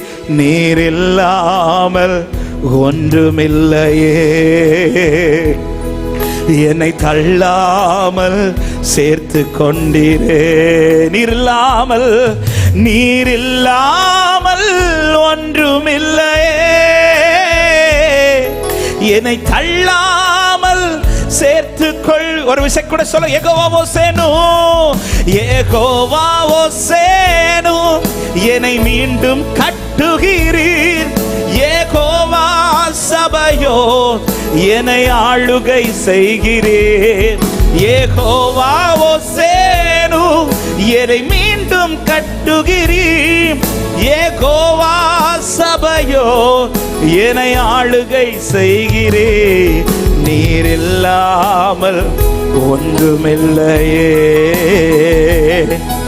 என்னை தள்ளாமல் சேர்த்து கொள்வீரே. நீர் இல்லாமல், நீர் இல்லாமல் ஒன்றுமில்லையே. இயேசுவின் நாமத்தினாலே குறைகள் எல்லாம் நிறைவாக்கப்படுகிற பகல் நேரமா மாறட்டும். நீர் இல்லாமல், நீர் இல்லா தேவனுடைய கரம் விழுந்த கூடாரங்களை திருப்பி எழுப்பி நிறுத்துவதாக, இடிக்கப்பட்ட கூடாரங்களை கட்டி எழுப்புவீராக. ஓ, நீர் இல்லாமல், நீர் இல்லாமல் ஒன்றுமில்லையே, எதை தள்ளாமல். ஆமென். கர்த்தர் இரக்கம் செய்வீராக. ஹல்லேலூயா. தேவ பிள்ளையே, ஒன்றை மட்டும் மறந்துடாதீங்க, குடும்பம் கட்டி எழுப்பப்படணும்னா அது கர்த்தரால் மட்டுமே ஆகும். வேதம் சொல்ல, கர்த்தர் வீட்டை கட்டாராகில் அதை நம்ம இதை பில்டிங்காக மட்டும்தான் பார்ப்போம். குடும்பத்தையும் அப்படிதான். என் ஞானத்தினாலேயோ, என் அறிவினாலேயோ, என் பணத்தினாலேயோ, என் பலத்தினாலேயோ குடும்பம் கட்டி எழுப்ப, கர்த்தர் வீட்டை கட்டாராகில், கர்த்தர் தான் கட்டி எழுப்பணும். ஆமென். திரும்ப சொல்ற, குறைவுகள் இல்லாத குடும்பம் என்று எதுவும் இல்லை. பிரச்சனைகள் வராத குடும்பம் என்று எதுவும் இல்லை. ஆனா ஒன்று வரும்போது அது எனக்குள்ளேயே முடிஞ்சு தேவன் திரும்ப எங்களை கட்டி எழுப்புறாருன்னா ஆண்டுடைய பிரச்சனை உங்க குடும்பத்தை ஆளுகை செய்து நடத்தி கொண்டிருக்கிறது. அவரை தேடுங்க. பிரச்சனை வருவதற்கு முன்பாகவே தேடுங்கள். பிரச்சனை வர்றது போல இருக்கும்போது தேடுங்க. ஆளுநர் ஒருவேளை பிரச்சனை கைவிட்டு போகிறது போல இருந்தாலும் தேடுவதை நிறுத்தாதீர்கள். கர்த்தரை தேடுகிறவர்களை வெட்கப்பட்டு போக விட மாட்டா. நம்புறவங்க கரங்களை தட்டி ஆமென் சொல்லுங்க பார்க்கலாம். ஹalleluya. இரண்டாவது, இந்த குடும்பத்திலே கர்த்தர் குறைவை நிறைவாக்குனதும் இந்த குடும்பம் கட்டி எழுப்பப்பட்டு மகிமை வெளிப்படுவதற்கும் இந்த குடும்பத்தில் வெளிப்பட்ட இரண்டாவது அனுபவம். ஆமென். 2வது அதிகாரம், யோவான் 2வது அதிகாரம், அதனுடைய 3-4 வசனங்களை வாசிக்கலாம். திராட்சரசம் குறைவுபட்ட போது இயேசுவின் தாய் அவரை நோக்கி, அவர்களுக்கு திராட்சரசம் இல்லை என்றால், அதற்கு இயேசு, ஸ்திரீயே, எனக்கும் உனக்கும் என்ன, என் வேளை இன்னும் வரவில்லை என்றார். 5வது வசனத்தை வாசியுங்கள். அவருடைய தாய் வேலைக்காரரை நோக்கி, அவர் உங்களுக்கு என்ன சொல்லுகிறாரோ அதன்படி செய்யுங்கள் என்றார். போதும். இரண்டாவது, இந்த குடும்பம் செய்த காரியம். ஆண்டவரிடத்தில் இப்பொழுது இந்த காரியத்தை தேட துவங்கினதும் ஆண்டவர் செய்ய மாட்டேன் என்று சொல்லவில்லை. அதற்கு மாறாய் மரியாள் இடத்தில் ஒரு வார்த்தையை சொல்கிறார், என் வேளை இன்னும் வரவில்லை. இந்த வார்த்தை கேட்டதும் மரியாள் அந்த வீட்டுக்காரங்கள்ட்ட போய் சொல்லுகிற வார்த்தை என்னன்னா, நீங்க அவர்கிட்ட போய் நில்லுங்க, அவர் உங்களுக்கு என்ன சொல்லுகிறாரோ, அதாவது அவர் சொல்லுகிறது வரை, அவர் செய்கிறது வரை நீங்க அவர்கிட்ட போய் நில்லுங்க என்றால். இதை நான் இப்படி சொல்ல விரும்புகிறேன். இரண்டாவது, இந்த குடும்பம் கட்டப்படுவதற்கு காரணம் தேவ கிரியைக்காய் காத்திருந்தார்கள். ஹalleluya. இன்னைக்கு அநேக குடும்பத்தில் பிரச்சனை வருவதற்கு காரணம் என்னன்னா, அவசரப்பட்டு செய்கிற காரியங்கள், அவசரப்பட்டு எடுக்கிற முடிவு, அவசரப்பட்டு செய்கிற காரியங்கள். இன்னைக்கு நிறைய பேருடைய குடும்பத்தில் இதுதான் பிரச்சனை.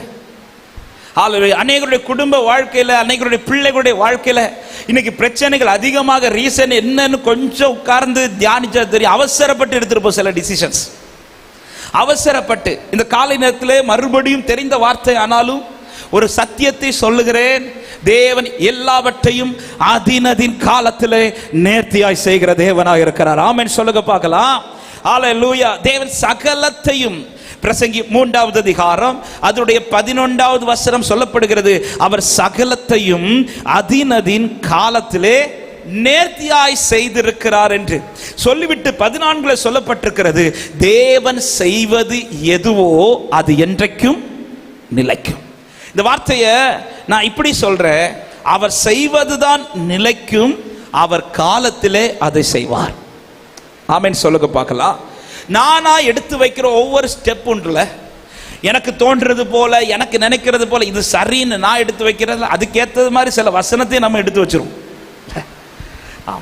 நாம சிலது விரும்பி, நாம சிலதை முன் வச்சு, இந்த நாட்கள் இது நடக்கணும், அதுக்குன்னு ஒரு வசனம் அந்த நேரம் பார்த்து நம்ம கண்ணுக்கும் கிடைக்கும், நாம அதை விசுவாசிச்சு கர்த்தர் என்கிட்ட பேசிட்டார் இதுதான் செய்யணும் அவசரப்பட்டு எடுத்து வைக்கிற முடிவுகள் இருக்குதுல்ல.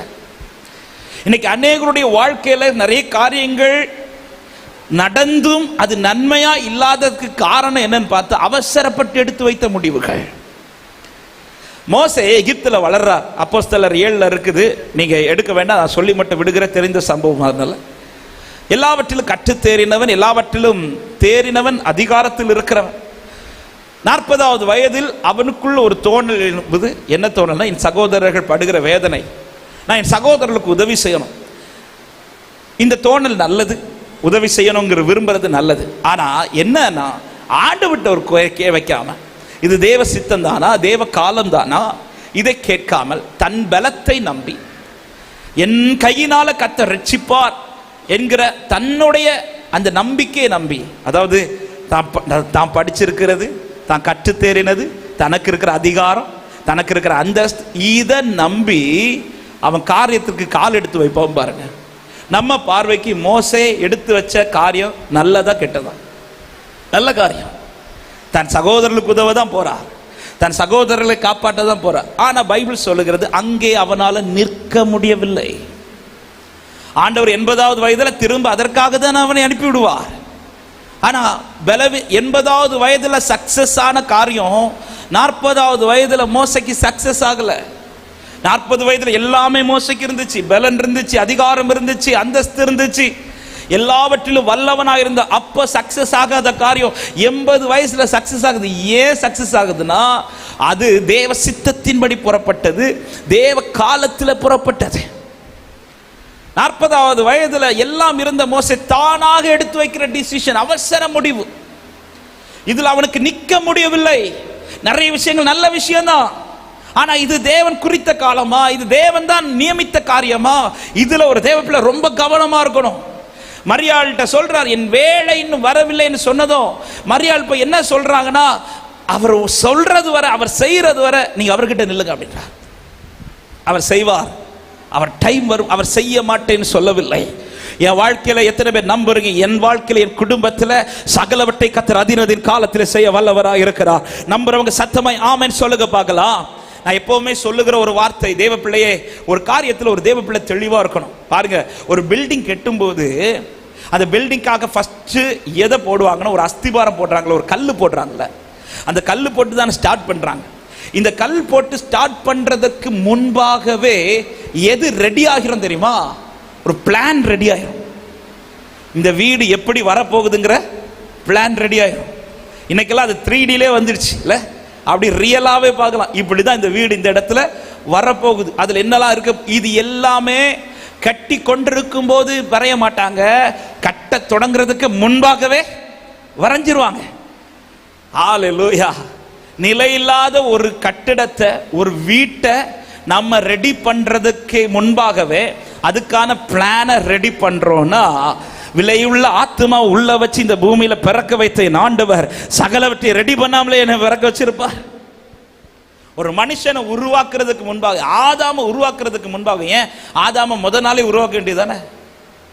அப்படி உருவாக்கல. எது எது அவனுக்கு தேவை, இந்த பூமியில அவன் வாழும்படி என்னென்ன தேவையோ இது எல்லாவற்றையும் உருவாக்கி விட்டுதான் மண்ணில் கை வைக்கிறான். நான் இந்த வார்த்தையை விசுவாசிக்கிறேன்.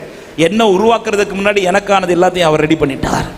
எனக்கு ஒரு பிள்ளையை தருவதற்கு முன்பாக என் பிள்ளைக்கானது எல்லாத்தையும் உருவாக்கி வைத்து விட்டார். ஆதீனத்தின் காலத்திலே சகலத்தையும் செய்ய ஆண்டவர் வல்லவராக இருக்கிறார். நான் அவசரப்பட தேவையில்லை. இன்னைக்கு அநேகர் அவசரப்பட்டு எடுத்த சில காரியங்கள் தேவன் செய்வதுதான் நிலைக்கும். இதை மறந்துடவே கூடாது. என் குடும்ப வாழ்க்கையும் சரி, என்னுடைய ஒரு வேலை காரியமும் சரி, ஒரு எந்த ஒரு காரியம் நான் ஒரு ஸ்டெப் எடுத்து வைக்கிறதுக்கு முன்னாடி ஒன்றை நான் தெளிவுபடுத்தி, இது தேவ சித்தம் தானா? விருப்பங்கள் 1000 எழும்பும், ஆனால் நம்முடைய ஜெபம் எதுவாக இருக்கணும், ஆண்டவர் இது தேவ சித்தம் தானா? இதுதான் எனக்கான டைம் ஆண்டவரே. ஒரு வீட்டை கட்ட போறீங்க, நமக்கு ஒரு தெளிவு இருக்கணும், இது தேவ சித்தம், இதுதான் டைம். இந்த 2 காரியம் மட்டும் உங்களுக்கு தெளிவா இருக்குமானால், இயேசுவின் நாமத்தில் தைரியமா சொல்றேன், எத்தனை தடைகள் வந்தாலும் அந்த தடையை தாண்டி நடப்பிக்க என் ஆண்டவர் வல்லவரா இருக்கிறார். ஹல்லேலூயா. பிள்ளைகளுக்கு திருமணத்தை பார்க்கும் போதும், ஐயோ இத்தனை வயசாயிடுச்சு அதனால, அப்படி அல்ல. பார்க்கிறது நல்லது, நான் அது தப்பு சொல்லல. இந்த வயசுல நீங்க பார்க்க வேண்டியது அது உண்மை. ஆனா வயசாயிடுச்சு அதனால ஏதோ ஒன்ன பார்த்து, அப்படி அல்ல, அப்படி அல்ல. அவசரப்படாதீங்க, அவசரப்படாதீங்க. குறித்த காலத்துக்கு தரிசனம் வைக்கப்பட்டிருக்கிறது. ஆமென் சொல்லுங்க பார்க்கலாம். எங்க நாம நம்ம பிள்ளைகளுக்காய் படுகிற அக்கறையை விட பல மடங்கு என் ஆண்டவர் என் பிள்ளைகளுக்காய் அக்கறையா இருக்கிறார். ஹல்லேலூயா. நான் என் பிள்ளைக்கு அக்கறையா இருக்கிறதோட ஆண்டவர் அக்கறையா இருக்கிறார். ஆண்டவருக்கு தெரியும். நம்ம கவனம் செலுத்த வேண்டியது, நான் ஃபர்ஸ்ட் சொன்ன பாயிண்ட் திரும்ப இது கூட ஆட் பண்றேன், அவரை தேடுறதுல உண்மையா இருக்கு. அவரை தேடுறதுல உண்மையா இருக்கு. நீங்க அப்பா சமூகத்துல இருப்பீங்கன்னா அதினதின் காலத்தில் நடப்பிக்க வேண்டியதை கர்த்தர் நடப்பித்து நிறைவேற்றி கொண்டே இருப்பார். இங்க இந்த காரியத்தை சொன்னதும் ஆண்டவர் டைமுக்காக வெயிட் பண்றார். அவருடைய ஒரு வேலை இருக்கிறது. அந்த வேலை வரவில்லைன்னு சொன்னதும் மரியாள் போய் வீட்டுக்காரங்கள்ட்ட போய் அவர் செய்ய மாட்டார் அப்படி சொல்லல, நீங்க இப்படி காத்து இருக்கிறது வேஸ்ட் சொல்லல, நீங்க போய் வெயிட் பண்ணுங்க.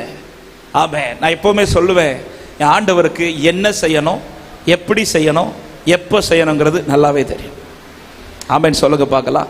என் கூட இந்த வார்த்தையை சொல்ல, என்ன செய்யணும், எப்படி செய்யணும், எப்போ செய்யணும், இது ஆண்டவருக்கு தெரியும்.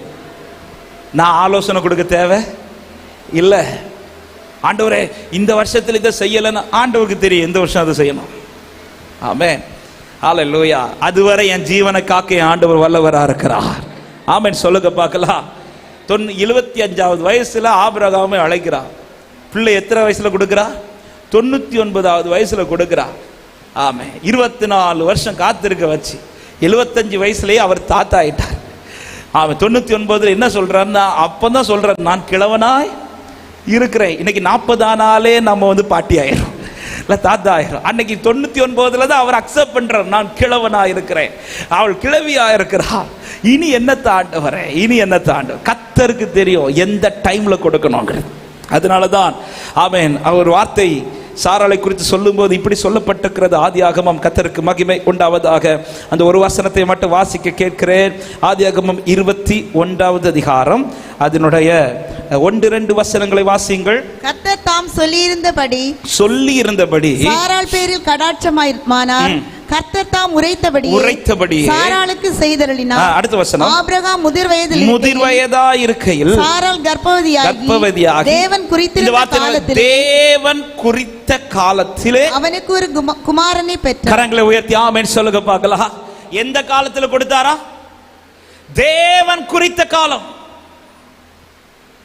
ஆனா ஆபிரகாம் ஆரம்பத்திலே கேட்பார், என்னத்தை தருவீர், எப்ப தருவீர் ஆண்டவரே?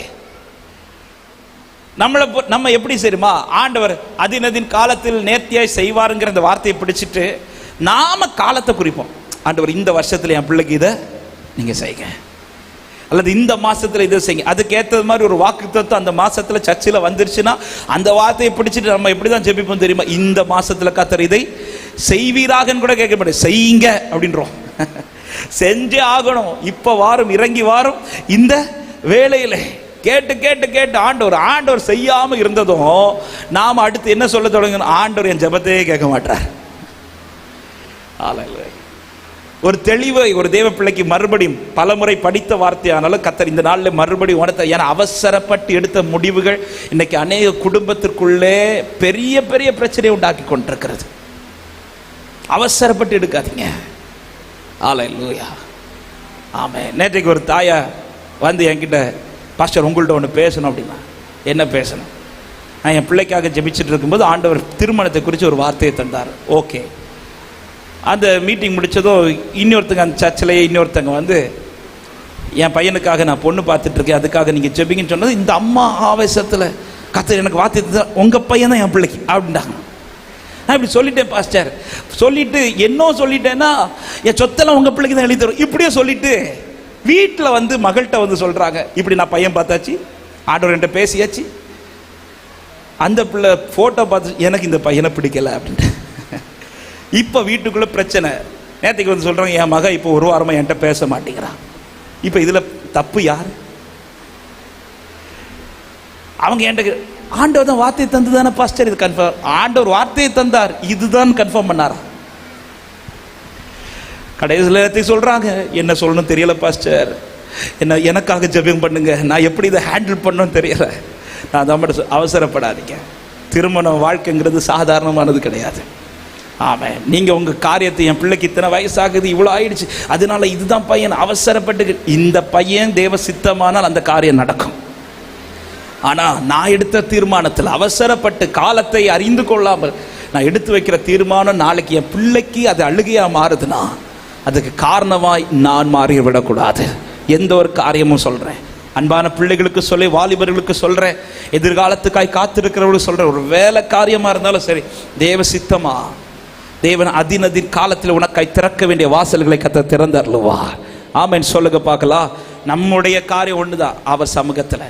இதுல இன்னொரு விஷயத்தை சொல்லி நான் அடுத்த ஒரு வார்த்தைக்குள்ள போக விரும்புகிறேன். கர்த்தர் வேலை வரவில்லைன்னு சொல்லிட்டார். இந்த வேலை வரவில்லைன்னு சொன்னதும் இந்த மரியாள் அந்த வீட்டுக்காரங்கள்ட்ட என்ன சொல்றாங்கன்னா, நீங்க இப்ப அவர்கிட்ட போய் நில்லுங்க அப்படின்றாங்க. அதன் அர்த்தம் என்ன? அவர் வெயிட் பண்ண வைக்கிற இந்த டைம்ல நீ வேற எதையும் செஞ்சுட்டு இருக்காத, அவர்கிட்ட போயிரு. அவர் டோர் திறக்கிறது வரை அவர் பாதத்திலிருந்து தட்டி கொண்டே இரு. அவர் செய்கிறது வரை அவர் சமூகத்தில் அமர்ந்து கொண்டே இரு. ஹல்லேலூயா. உனக்கு கொஞ்சம் பலன் இருந்தும் என் நாமத்தை மறுதலியாமல் என் வார்த்தையை கை கொண்டிருந்தபடினால் இதோ நான் உனக்கு ஒரு திறந்த வாசலை வைக்கிறேன் என்று கர்த்தர் சொல்லி இருக்கிறார். நம்ம பிரச்சனை என்னன்னா, காத்திருக்க வைக்கிற காலத்துல என்னெல்லாமோ செஞ்சுட்டு இருக்கோம். தேவன் ஒருத்தங்களை ஒரு விஷயத்துக்காக காத்திருக்க வைக்கிறார் என்றால் அந்த காத்திருக்கிற காலத்துல ஏதோ செய்வதற்கல்ல, தேவ சமூகத்தில் அதிகமாக இருப்பதற்காக கர்த்தர் வைத்திருக்கிறார். ஆமென் சொல்லுங்க பார்க்கலாம். ரூத் போவாசின் வயல்நிலத்தில் போய் பாதத்தில் அமர்ந்து இப்போ ரூத் வீட்டுக்கு வரும்போது போவாஸ் சொல்லி இருக்கிறார், நான் போய் இந்த காரியத்தை சால்வ் பண்ணிட்டு வரேன் இப்படி சொல்லி ரூத்தை வீட்டுக்கு அனுப்பிட்டார். உண்மையிலேயே ரூத்து தான் போய் அந்த காரியத்தை சால்வ் பண்ணிட்டு வரணும். ஆனா ரூத்துக்காக இப்ப போவாஸ் போகிறார். போவாஸ் போய் கிரியை செய்ய போறான்னு தெரிஞ்சு இப்ப கொஞ்சம் வெயிட்டிங் டைம் இருக்குது. இந்த பீரியட் வெயிட்டிங் பீரியட்ல நகோமிட்ட வந்து ரூத் இந்த விஷயத்தை சொன்னது 3வது அதிகாரம் கடைசியில இருக்குது, நீங்க வீட்டுல போய் படிச்சுக்கோங்க. அவன் நகோமிட்ட இந்த விஷயத்தை சொன்னது, நகோமி ரூத்திட்ட சொல்ற வார்த்தை என்ன தெரியுமா? ஆமா, இந்த காரியம் என்னமாய் முடியும் என்று நீ அறிய மட்டும் பொறுத்துரு அப்படின்னுவா. அதாவது வேற எந்த வேலையும் செஞ்சிடாத, வேற எந்த வயலிடத்துக்கு போயிடாத, வேற எதையும் பார்க்க இருந்துடாத, நீ வெயிட் பண்ணு, அவருக்காக வெயிட் பண்ண, அவருக்காக வெயிட் பண்ணுன்னு சொல்லிட்டு கூடவே ஒரு வேர்டு சொல்லுவாங்க, ஆமை இன்றைக்கு இந்த காரியத்தை முடிக்கு வரையிலும் அவர் இளைப்பாற மாட்டார். ஆமைன்னு சொல்லுங்க பார்க்கலாம். காத்திருங்கன்னு சொல்லிட்டு நாம எதையோ செய்து கொண்டிருக்கிறோம்னா அவருடைய கிரியை என்னால பார்க்க முடியாது. அவருடைய வேலை அடுத்து இமிடியேட்டா வருவதற்கு ரீசன் என்னன்னா, மரியாள் போய் சொன்னதும் அந்த பந்து விசாரிப்புக்காரங்க அந்த வீட்டுக்காரங்க இயேசுவினிடத்தில் வந்து நிற்கிறார்கள், இயேசுவினிடத்தில் வந்து இருக்கிறாங்க. அவர் டைம் வரும்போது கூப்பிடுவாரு, அப்ப போய் இருக்கலாம், அப்படி இல்லை, அவர் டைம் வர்றது வர அவர் சமூகத்தில், அவர் சமூகத்தில். இன்னைக்கு காத்திருக்கிற உள்ளங்களுக்கு நான் இந்த வார்த்தையை சொல்றேன். காத்திருக்க வச்சிருக்கிறாரா? சில காரியத்துக்காக, பிள்ளைக்காக காத்திருக்க வச்சிருக்கிறாரா? பிள்ளையுடைய திருமணத்துக்காக காத்திருக்க வச்சிருக்கிறாரா? ஒரு வேலைக்காய் காத்திருக்க வச்சிருக்கிறாரா? ஆண்டோடைய டைமுக்காக நீங்க இன்னைக்கு வெயிட் பண்ணிட்டு இருக்கிறீங்களா? நான் என்னுடைய கேள்வி, இந்த வெயிட்டிங் பீரியட்ல என்ன செய்து கொண்டிருக்கிறீர்கள்? ஹல்லேலூயா. தேவன் யாரை காத்திருக்க வைத்திருந்தாரோ அவர்களை எல்லாரையுமே கர்த்தர் தேவ சமூகத்தில் வைத்து உருவாக்கி கொண்டிருந்ததை நம்மால் பார்க்க முடியும். எல்லாருடைய வாழ்க்கையில கர்த்தர் ஒரு ப்ராசஸ் நடத்திட்டே இருப்பார். ஆமென். ரொம்ப வெயிட் பண்ணி கர்த்தர் ஒரு விஷயத்தை செய்ய போறார்னா, ஆமென், மற்ற எல்லாருக்கும் அந்த காரியத்தில் நடந்த மகிமை விட உங்க விஷயத்தில் நடக்க போகிற மகிமை பெரியதா இருக்க போகிறது. ஆமென் சொல்லுங்க பார்க்கலாம். நீங்க பைபிள்ல யாரை வெயிட் பண்ணி கர்த்தர் ஒரு நன்மை கொடுத்தார், அந்த நன்மையெல்லாம் பாருங்க. எல்லாருக்கும் அந்த நன்மை இருந்திருக்கும், ஆனா அவங்க நன்மை அது மட்டும் விசேஷமா பேசப்படும். வெயிட் பண்ண வச்சு ஒரு காரியத்தை செய்யறாருன்னா ஆண்டவர் அந்த காரியத்தில் ஒரு பெரிய திட்டத்தை வச்சிருக்கிறார். அதுக்காக என்ன செய்கிறார்? அந்த திட்டத்தை நிறைவேற்றத்தக்கதாய் நம்முடைய வாழ்க்கையை கர்த்தர் உருவாக்குவார். ஆபிரகாமாய் உருவாக்கப்படும் வரையிலும் ஈசாக்கு கர்த்தர் உருவாக்கவே இல்லை. இந்த ஆபிரகாமாய் உருவாக்குறதுக்கு எத்தனை வருஷம் ஆச்சு தெரியுமா? 24 வருஷம் ஆச்சு. 99வது வயதுல தான் ஆண்டவர் வந்து சொல்றார், என்ன சொல்றார்? இனி நீ ஆபிரகாமாய் இராமல் ஆபிரகாம் எனப்படுவாய் அப்படின்றார். இப்படி உருவாக்குவதற்கு கர்த்தர் எடுத்த வருடங்கள் 24 வருஷம் ஆச்சு. ஈசாக்கு எத்தனை நாள்ல கொடுத்தார்? 10 மாசத்துல கையில கொடுத்துட்டார். நன்மையை உருவாக்குறது விஷயம் அல்ல, நம்மை உருவாக்குவது தேவ விஷயம். ஆமென் சொல்லுங்க பார்க்கலாம். இதை தியானிச்சுட்டு இருக்கும் போதுதான் ஆண்டவர் என்கிட்ட இப்படி பேசுறாரு, எனக்கு உன்னுடையதை உருவாக்குறது விஷயம் இல்லப்பா, எனக்கு ஒன்ன உருவாக்குறத விஷயமா இருக்கு. உன்னோட ஈசாக்கெல்லாம் ஈஸியா உருவாக்கிடுவேன், ஆனா ஒன்னு உருவாக்க நான் படுற பாடு இருக்குது. தேவ பிள்ளையை காத்திருக்கிற காலத்தில் என்ன செய்கிறோம்? ரொம்ப கவனம். வெயிட் பண்ணுங்க, அவசரப்படாதீங்க. ஒரு விஷயத்தை குடும்பத்தில் நடப்பிக்கணுமா? வெயிட் பண்ணி தேவ சமூகத்தில் வெயிட் பண்ணுங்க. தாமதமானாலும் அது நன்மையாய் தான் கர்த்தர் வர பண்ணுவார். ஆமென் சொல்லுங்க பார்க்கலாம். அவர் தாமதிக்க விட மாட்டார். ஆனால் தாமதமானாலும் எத்தனை பேர் சொல்லுங்க, அனுமதித்ததெல்லாம் நன்மைக்காக, நடத்திடும் பாதைகளும் நன்மைக்காக, அனுமதித்ததெல்லாம் நன்மைக்காக, நடத்திடும் பாதைகளும் நன்மை. அதினதின் காலத்தில் நேர்த்தியாய் செம்மையாய் எனக்கான யாவும் செய்து முடிப்பேர்.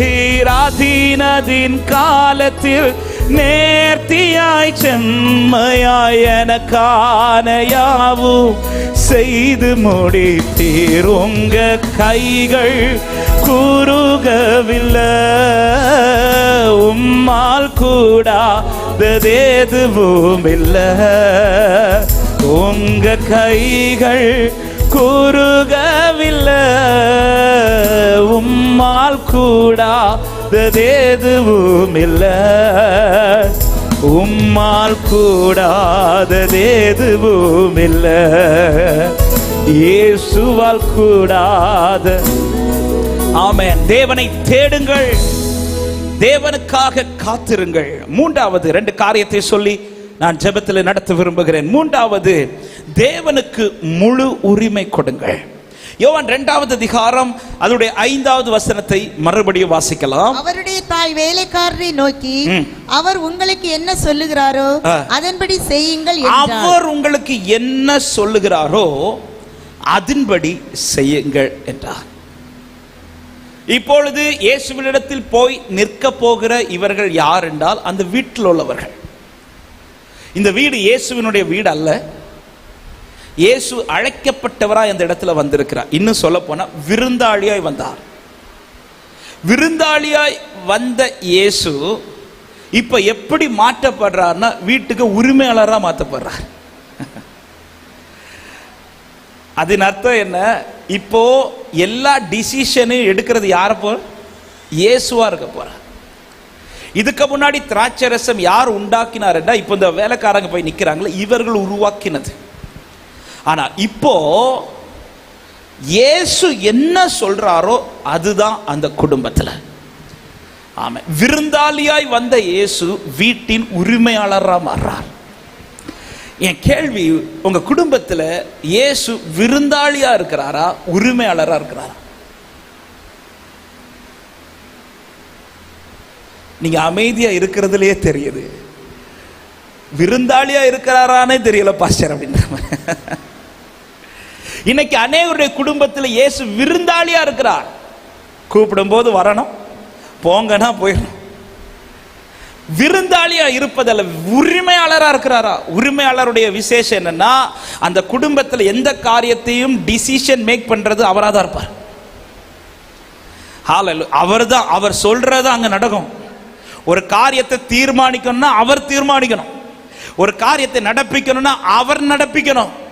அவர் நின்று செய்ய வேண்டிய இடத்துல அவர் நிற்பாரானால் இயேசுவின் நாமத்தில் சொல்ற ஒரு குறைவையும் தம்முடைய பிள்ளைகளுக்கு கர்த்தர் அனுமதிக்க மாட்டார். ஆமென் சொல்லுங்க பார்க்கலாம். ஹalleluya. என் ஜனங்கள் நான் அளிக்கும் நன்மையினால் திருப்தியாவார்கள் என்று வேதம் சொல்லுகிறது. அப்போ அவர் நிற்க வேண்டிய இடத்தில் அவர் நிற்பாரானால். ஆமென். சீஷர்கள் இயேசுவோடு கூட படகில் போய் கொண்டிருக்கிறார்கள். நடுக்கடலில் வந்ததும் காற்று எழும்புது, அலை மோதுது. ஆமா, இப்பொழுது படகு தத்தளிக்குது. நம்முடைய கேள்வி என்னமா இருக்கும்னா, இயேசுதான் படகுல இருக்கிறாரே, அதன் பிறகு ஏன் இப்படி ஒரு பிரச்சனை வரணும்? இயேசுதான் படகுல இருக்கிறாரே, அதன் பிறகு ஏன் இப்படி காற்று என் குடும்பத்துக்கு வீசணும்? இயேசுதான் படகுல இருக்கிறாரே, அதன் பிறகு ஏன் இந்த அலை என் படகை வீழ்த்துறதுக்கு இவ்வளவு பிரச்சனையை எழும்பணும்? அப்பா, இயேசுவும் படகுல இருக்கிறார். ஆனா இயேசு எப்படி இருக்கிறார்? இயேசுவை படகில் ஏற்றின சீஷர்கள் என்ன பண்ணிட்டாங்க தெரியுமா? பின்னாடி ஒரு பில்லோவையும் போட்டு தூங்க வச்சுட்டாங்க. உண்மையிலேயே படகுல ஏறும்போது பேதுரு என்ன சொல்லி இருக்கிறோம்? எல்லாருமே போட் ஓட்ட எக்ஸ்பெக்ட் ஆன ஆட்கள் தான். ஆனா பேதுரு என்ன சொல்லி இருக்கணும்? ஆண்டவரே, நீங்க பின்னாடி இருக்க வேண்டிய ஆள் இல்ல, நீங்க எங்க இருக்கணும்? முன்னாடி இருக்கணும். இயேசு முன்னாடி நின்று இந்த படகை ஓட்டி இருப்பார்னா இந்த பிரச்சனை வந்திருக்கும் நினைக்கிறீங்க? இன்னைக்கு இயேசு இருக்கிறார். எப்படி இருக்கிறார்? இது இயேசுவின் வீடு அல்ல. இயேசு உரிமையாளராய் அழைக்கப்பட்டவரும் அல்ல. அவரும் அவருடைய சீஷர்களும் அழைக்கப்பட்டிருந்தார்கள் விருந்தாளியாய். ஆனா விருந்தாளியாய் வந்தவரை இப்ப அந்த வீட்டார் உரிமையாளரா மாத்துறாங்க. பொசிஷனை கொடுக்கறாங்க பாருங்க. இப்ப என்ன என்ன என்ன ஆண்டவரே, நீங்க என்ன சொல்றீங்களோ அதை நாங்க செய்யறோம். இல்ல இதுக்கு முன்னாடி நாங்க செஞ்சோம், ஆனா இப்ப நீங்க சொல்லுங்க. நீங்க எதை சொன்னாலும் செய்யுங்க, எதை சொன்னாலும் செய்வோம் ஆண்டவரே. அதன் அடையாளம் தான் பாத்தீங்கன்னா தெரியும். ஆண்டவர் ஒவ்வொரு காரியத்தை செய்ய சொல்றார். ஒரு 3 காரியத்தை செய்ய சொல்றார். 1, வெளியில இருக்கிற பாத்திரத்தை உள்ள கொண்டு வா அப்படின்றார். 2, இதை தண்ணீரால நிரப்புன்றார். 3, இதை கொண்டு போய் பரிமாறுங்கன்றார். இந்த வேலைக்காரங்களுக்கு திராட்சை ரசம் எப்படி உருவாக்கணும்னு நல்லாவே தெரியும். ஏன் நமக்கே தெரியுமே, திராட்சை ரசம் உருவாக்கணும்னா என்ன தேவை? ஹலோ, திராட்சை பழம் தேவை. ஆண்டவர் எங்கேயாவது திராட்சை பழம் கேட்டாரா? ஆண்டவர் பாத்திரத்தை எடுத்துட்டு வான்றார். அதுவும் எந்த பாத்திரத்தை எடுத்துட்டு வான்றாருன்னா வெளியில இருக்கிற பாத்திரத்தை எடுத்துட்டு. இதுவரை திராட்சை உருவாக்காத பாத்திரம். பொதுவாகவே இப்ப நம்ம ஒரு விருந்து வைக்கிறோம்னு வைக்கலாம். இப்போ கன்வென்ஷன்ல விருந்து வைக்கிறோம், அல்லது ஒரு திருமணத்துல விருந்து நடக்குது. ஆமென். இப்ப சாம்பார் நமக்கு ஃபேவரட், அல்லது சாம்பார் அல்லது பருப்பு ஏதோ ஒண்ணு. சாம்பார் தான் குறையுதுன்னு வச்சுக்கோங்களேன். இப்ப லாஸ்ட் பந்தி குறையுதுன்னா அந்த வீட்டுக்காரங்க என்ன செய்வாங்க? ஹலோ, வீட்டுக்காரங்களுக்கு நீங்க என்ன செய்வீங்க? சும்மா சொல்லுங்க. ஏதோ நீங்க புதுசா ரெடி பண்ணி கொடுக்கறது மாதிரி. கண்டிப்பா புதுசாலாம் ரெடி பண்ண மாட்டீங்க. என்ன செய்வோம்? தண்ணீரை ஊற்றி, அதாவது ஃபர்ஸ்ட் பந்தியில சாம்பார் கட்டியா இருக்கும், லாஸ்ட் பந்தியில சாம்பார் தான் ரசமே.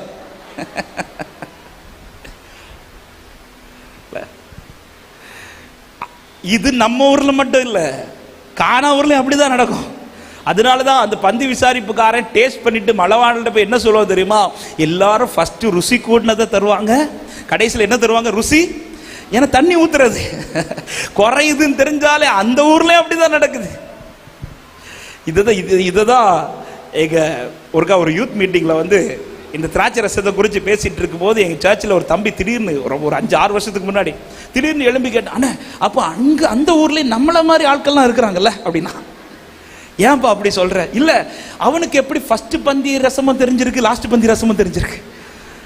அப்ப 2 பந்திலையும் ஆள் உட்கார்ந்து இருக்கிறான். சில டேஸ்ட் பாக்குறேன் ஃபர்ஸ்ட் பந்திலையும், கடைசியில சாப்பிட போறேன் லாஸ்ட் பந்தில. காடாவூர்லயும் அந்த ஆட்கள் இருக்கிறாங்க. மார்த்தாண்டத்துல மட்டுமல்ல, நாகர்கோயில மட்டுமல்ல, கானாவூர்லயும் அந்த ஆட்கள் இருக்கிறாங்க. குறைஞ்சிச்சுன்னா தண்ணி ஊத்துறது, ஃபர்ஸ்ட் பந்தில இந்த டேஸ்ட் பார்த்து லாஸ்ட் பந்தில டேஸ்ட் பார்க்கறது. ஆமென். அப்போ அந்த வீட்டில் உள்ளவங்க அல்லது அந்த ஊர்ல உள்ளவங்க ஒரு குறைவு வருதுன்னா தண்ணி ஊத்துவாங்க. ஆண்டவர் அந்த பாத்திரத்தை கைய வைக்கல, வெளியில இருக்கிற பாத்திரம். இந்த பாத்திரத்துல இதுவரை திராட்சை ரசம் உண்டாக்கினது கிடையாது. இது வெளியில இருக்கும்போது தண்ணி தான் ஊத்துறாங்க, உள்ள கொண்டு வந்து தண்ணீர் தான் நிரப்ப சொல்றா. அவங்க ஒரு கொஸ்டின் கேட்காம நிரப்புறாங்க. அவர் என்னென்ன சொல்றாரோ, இது எப்படி ஆண்டவர், இது ஏன் நாங்க செய்யணும், இதை எப்படி, ஒன்னும் கொஸ்டின். அவர் சொல்ல அவர் எடுக்கிற டிசிஷனுக்கு அந்த குடும்பம் முழுவதும் தங்களை அர்ப்பணிக்கிறார்கள். ஹல்லேலூயா. அன்பான வீட்டாரே, குடும்பத்தாரே, இந்த சத்தத்தை கேளுங்க. 1000 டிசிஷன்ஸ் நாம பேசுவோம், புருஷன் மனைவிக்குள்ள, பிள்ளைகள் பெற்றோருக்குள்ள. ஆனா எல்லா டிசிஷன்ஸையும் யாருக்கு முன்னாடி வச்சு தீர்மானிக்கிறோம் தெரியுமா? கர்த்தருக்கு முன்னாடி வச்சு தீர்மானிங்கள். ஆண்டவர், நீங்க என்ன சொல்றீங்க? நீங்க இந்த காரியத்தை என்ன சொல்றீங்க? இதை நாங்க எப்படி செய்யணும்? இதை நாங்க என்ன செய்யணும்? ஹல்லேலூயா. ஃபாதர் பாடி, எங்கு செல்ல வேண்டும், என்ன சொல்ல வேண்டும், வழி நடத்தும். ஆண்டவர், நீங்க எங்களுக்கு கைட் பண்ணுங்க. ஆண்டவர் அவருடைய டிசிஷனுக்கு, அவருடைய தீர்மானத்திற்கு எந்த குடும்பம் முழு உரிமை கொடுக்குதோ அந்த குடும்பத்தில் ஒரு சின்ன கீறல் கூட வராதபடிக்கு கர்த்தர் காத்து நடத்த வல்லவராக இருக்கிறார். விசுவாசிக்கிறவங்க ஆமென் சொல்லுங்க பார்க்கலாம். ஹல்லேலூயா. 1 சாமுவேல் 30வது அதிகாரத்துல நான் ஏற்கனவே சொன்ன அந்த காரியம் இப்ப சிக்லாகில எல்லாம் பிடிக்கப்பட்டு போய்விட்டது. தாவீது மிகவும் நெருக்கப்படுகிறான். இந்த தாவீது யார் தெரியுமா? யுத்தத்தில் ஜெயமுள்ளவன். ஒரு சின்ன கல்லு வச்சு ஒரு கோலியாத்தை வீழ்த்தினவன். அது மட்டுமல்ல, இப்பொழுது தாவீதுடைய நிலை எப்படி இருக்குதுன்னா, கையை யுத்தத்துக்கு பழக்கிட்டார். ஆமென். போருக்கு பழக்கிவிட்டார். நிறைய யுத்தம் பண்ணி பழகிட்டார். நிறைய சத்துருக்களை மேற்கொண்டு பழகிட்டார். இப்படி பழக்கப்பட்ட தாவீது, யுத்தம் பண்ணி ஜெயித்த தாவீது, இப்படி ஒரு நெருக்கம் வந்த பிறகும் அவன் எதற்கு தான் ஃபர்ஸ்ட் இம்பார்ட்டன்ஸ் கொடுக்கிறானா, இந்த காரியத்துல கர்த்தர் என்ன சொல்றார்? நான் போகணுமா வேண்டாமா ஆண்டவரே? நான் யுத்தம் பண்ணணுமா வேண்டாமா ஆண்டவரே? என்னால் இதை திருப்ப முடியுமா முடியாத ஆண்டவரே? தாவீதே, உனக்கு தான் யுத்தம் பண்ணி பழக்கம் இருக்குதுல்ல, உனக்கு தான் நீ பல ஜெயத்தை பார்த்தவன் தானே. இப்ப எழும்பி போய் யுத்தம் பண்ணியிருந்தா ஆண்டவர் அடிச்சிருப்பாரு? அடிச்சிருக்க மாட்டார். ஏன்னா தாவீது தவறு செய்ததினால் வந்த ஆபத்தல்ல இது. தாவீது இல்லாத தருணத்தில் சத்துரு வந்து கொண்டு வந்த ஆபத்து. அப்படி இருக்கும்போது தாவீது போய் யுத்தம் பண்ணியிருக்கலாம். ஆனால் தாவீது அந்த இடத்துல எதற்கு இம்பார்ட்டன்ஸ் முக்கியத்துவம் கொடுக்கிறார்? இதுல கர்த்தர் என்ன சொல்றார்? கர்த்தர் என்ன சொல்றார்? ஆண்டவர் சொல்றார், நீ போ, அதை பின்தொடர், நீ சகலத்தில் திருப்பிக் கொள்வா. இதே இடத்துல ஆண்டவர், தாவீதே நீ போகாதன்னு சொல்லியிருப்பார்னு வச்சுக்கோங்களேன், தாவீது போயிருக்க மாட்டார். நீ போன்னு சொன்னதுனால இப்ப போகிற வழியில 400 பேர் ஸ்டாப் ஆயிட்டாங்க. இப்ப 200 பேர் தான் கூட போறாங்க. அங்க இருக்கிற சத்துரு எவ்வளவு பெரிய ஆட்கள்னு தெரியாது, ஆனா எத்தனை பேர் இருக்கிறாங்கன்னு தெரியாது. 400 பேர் ஸ்டாப் ஆனதும் தாவீது திரும்பவும் தேவ சமூகத்திலிருந்து இருந்து ஆண்டவரை போலாமா இப்படி கேட்கல. ஏன்னா பரத்திலிருந்து ஒரு வேர்டு வந்துட்டு, நீ போ, நீ திருப்பிக் கொள்வா என்று. ஆண்டவர் சொன்ன டிசிஷன்ல தாவீது முன் வைக்கிறார். நான் விசுவாசிக்கிறேன், அந்த 200 பேரும் வராம போனாலும் தாவீது ஒருவனாய் போய் காரியத்தை ஜெயமாய் கொண்டிருப்பான். ஏன்னா அவருடைய டிசிஷன்ல அவருடைய தீர்மானத்துல கால் வைக்கிற அன்பு தேவ பிள்ளையே, இந்த வார்த்தையை நான் சொல்லும் போது பலனாய் சொல்லுகிறேன். உங்க குடும்பத்தினுடைய டிசிஷன் மேக்கர் கர்த்தரா இருப்பார், ஆனால் சத்துருவின் திட்டங்கள் நிறைவேறாது. விசுவாசிக்கிற தேவ பிள்ளைகள் வலது கரத்தை உயர்த்தி சத்தமாய் ஆமென் சொல்லுங்க பார்க்கலாம். சத்துருவின் தீர்மானம் இன்னைக்கு உங்க கூடாரத்தில் நிறைவேறுகிறது என்றால் அங்கே கர்த்தருடைய தீர்மானம் அடிபட்டு போகிறது என்று அர்த்தம். கர்த்தருடைய தீர்மானம் உங்க கூடாரத்தில் நிறைவேறுகிறது உறுதியானால் சத்துருவினுடைய எந்த ஒரு தீர்மானத்தின் ஒரு சின்ன காரியம் கூட கர்த்தர் எல்லைக்குள்ள கர்த்தர் விட மாட்டார். ஹல்லேலூயா. யோபுவை குறித்து சாத்தான் ஆண்டவர் சமூகத்தில் போய் சொன்ன சாட்சி என்ன தெரியுமா? ஆண்டவர் கேட்கிறார், என் தாசனாக யோபு மேல் கவனம் வைத்தாயோ? இப்படி கேட்டதும் சாத்தான் சொல்றா, ஐயா எங்க கவனம் வைக்கிறதுக்கு? அவனையும் அவனை சுற்றி இருக்கிற எல்லாவற்றை சுற்றி என்ன போட்டிருக்கிறீர்? காம்பவுண்ட கட்டி வச்சிருக்கிறீங்களே ஆண்டவரே. ஆமென். யோபு கெட்ட ஒரு காம்பவுண்ட் இருக்கு, அதை தாண்டி பரலோகம் ஒரு காம்பவுண்ட் அவனுக்கு கட்டி வச்சிருக்குது. நாம கெட்ட காம்பவுண்ட யார் வேணாலும் எத்தி பார்க்கலாம், ஆனா அவர் கெட்ட காம்பவுண்ட சத்துரு எத்தி பார்க்க முடியாது. அந்த காம்பவுண்டுக்குள்ள இருக்கிற ஒரு புல்லை கூட சத்துருவின் நிழல் பட கர்த்தர் விட மாட்டா. ஆமென் சொல்லுங்க பார்க்கலாம். ஹல்லேலூயா. ஆமென். அவனால ஏறிட்டு கூட பார்க்க முடியவில்லை யோபின் குடும்பத்தை. அந்த கூடாரத்துக்குள்ள இருக்கிற அந்த எல்லைக்குள்ள இருக்கிற ஒரு புல்ல கூட சத்துருக்கு பார்க்க முடியல. ஆனா இன்னைக்கு ஈஸியா காம்பவுண்டுக்குள்ள சத்துரு வரான், ஈஸியா எல்லைக்குள்ள சத்துரு வரான், ஈஸியா கூடாரத்துக்குள்ள சத்துரு வரான். ஏன்? அங்க டிசிஷன் மேக்கர் அங்கே முக்கியத்துவம் உரிமையாளராய் கர்த்தர் இருந்தார். ஆமா, எங்க அப்பா சொன்ன ஒரு கதை எனக்கு ஞாபகம் இருக்கு. ஒரு வீட்டில் ஒரு சின்ன பிள்ளை இருந்தா. அந்த பிள்ளை, ஆமா இது ஒரு குட்டி ஸ்டோரி தான், ஒரு சின்ன கதை. ஆனாலும் அந்த கதை ரொம்ப அர்த்தமுள்ள கதை. சிலர் கேட்டிருப்பீர்கள். அந்த பிள்ளையோட பெற்றோர் ஒரு நாள் வெளியூர் போயிட்டாங்க. அந்த பிள்ளைகிட்ட சொல்லிட்டு, நாளைக்கு வந்துடுவோமா, நீ இன்னைக்கு ராத்திரி எல்லாம் ரெடி பண்ணி வச்சிருக்கிறோம், எல்லாரும் ஜெபம் பண்ணிட்டு படுத்து காலையில் எழுப்பி ஸ்கூல் ரெடி ஆகி போயிரு, காலையில் வேலைக்கு உள்ள ஆண்டியெல்லாம் வந்துடுவாங்க, நீ ரெடி ஆகி போயிடலாம் அப்படி சொல்லி அந்த பிள்ளைகிட்ட சொல்லிட்டு போயிட்டான். அவங்க வீட்டில் இருந்து போனதும் இந்த பிள்ளை ஜெபிக்க தொடங்குறான். ஆண்டவரே, இன்னைக்கு நான் வீட்டில் தனியாக இருக்கிறேன், நீங்கள் தான் என் வீட்டுக்குள்ளே என் கூட தங்கணும்னு சொல்லிட்டு எல்லாம் ஜீசஸ்க்குன்னு ஒரு பெட்டெல்லாம் ரெடி பண்ணிட்டு அவள் உட்கார்ந்துருக்குமோ திடீர்னு ஒருத்தர் வாசலை தட்டுறார். வாசலை தட்டினதும் திறந்து பார்த்தா யார் நிற்கிறாருன்னா ஜீசஸ் நிற்கிறான். இவளுக்கு பயங்கர சந்தோஷம். ஏசப்பா வந்துட்டாங்க, ஏசப்பா வாங்கன்னு சொல்லிட்டு வீட்டுக்குள்ள கூட்டிட்டு இப்போ ஏசப்பாவுக்கு சூப்பரான ஒரு இடத்தை கொடுத்து உட்கார வச்சிருக்கிறான். இப்போ அடுத்த ஒரு கதவு சத்தம் கேட்குது. இன்னொருத்தன் தட்டிட்டு இருக்கிறான். யார் தெரியுமா? சாத்தா இருந்து கதவு தட்டிட்டு இருக்கிறான். தட்டிட்டு இருக்கும்போது இவ உள்ள யார் இப்போ கதவு தட்டிட்டு இருக்கிறது? இவா என்ன சொன்னா தெரியுமா? ஜீசஸ் யார் கதவு தட்டுறான்னு ஒன்று போய் யாரு கதவை தட்டுறான்னு ஒண்ணு போய் பாருங்க ஜீசஸ் அப்படி சொன்னது. ஜீசஸ் போய் கதவை திறந்தாங்க பாருங்க. ஜீசஸ் நிக்கிறத சாத்தான் பார்த்து அதுக்கப்புறம் நிப்பான். அதான் சொல்லல, இன்னைக்கு இயேசு இருக்கிறார். இயேசு எப்படி இருக்கிறார்?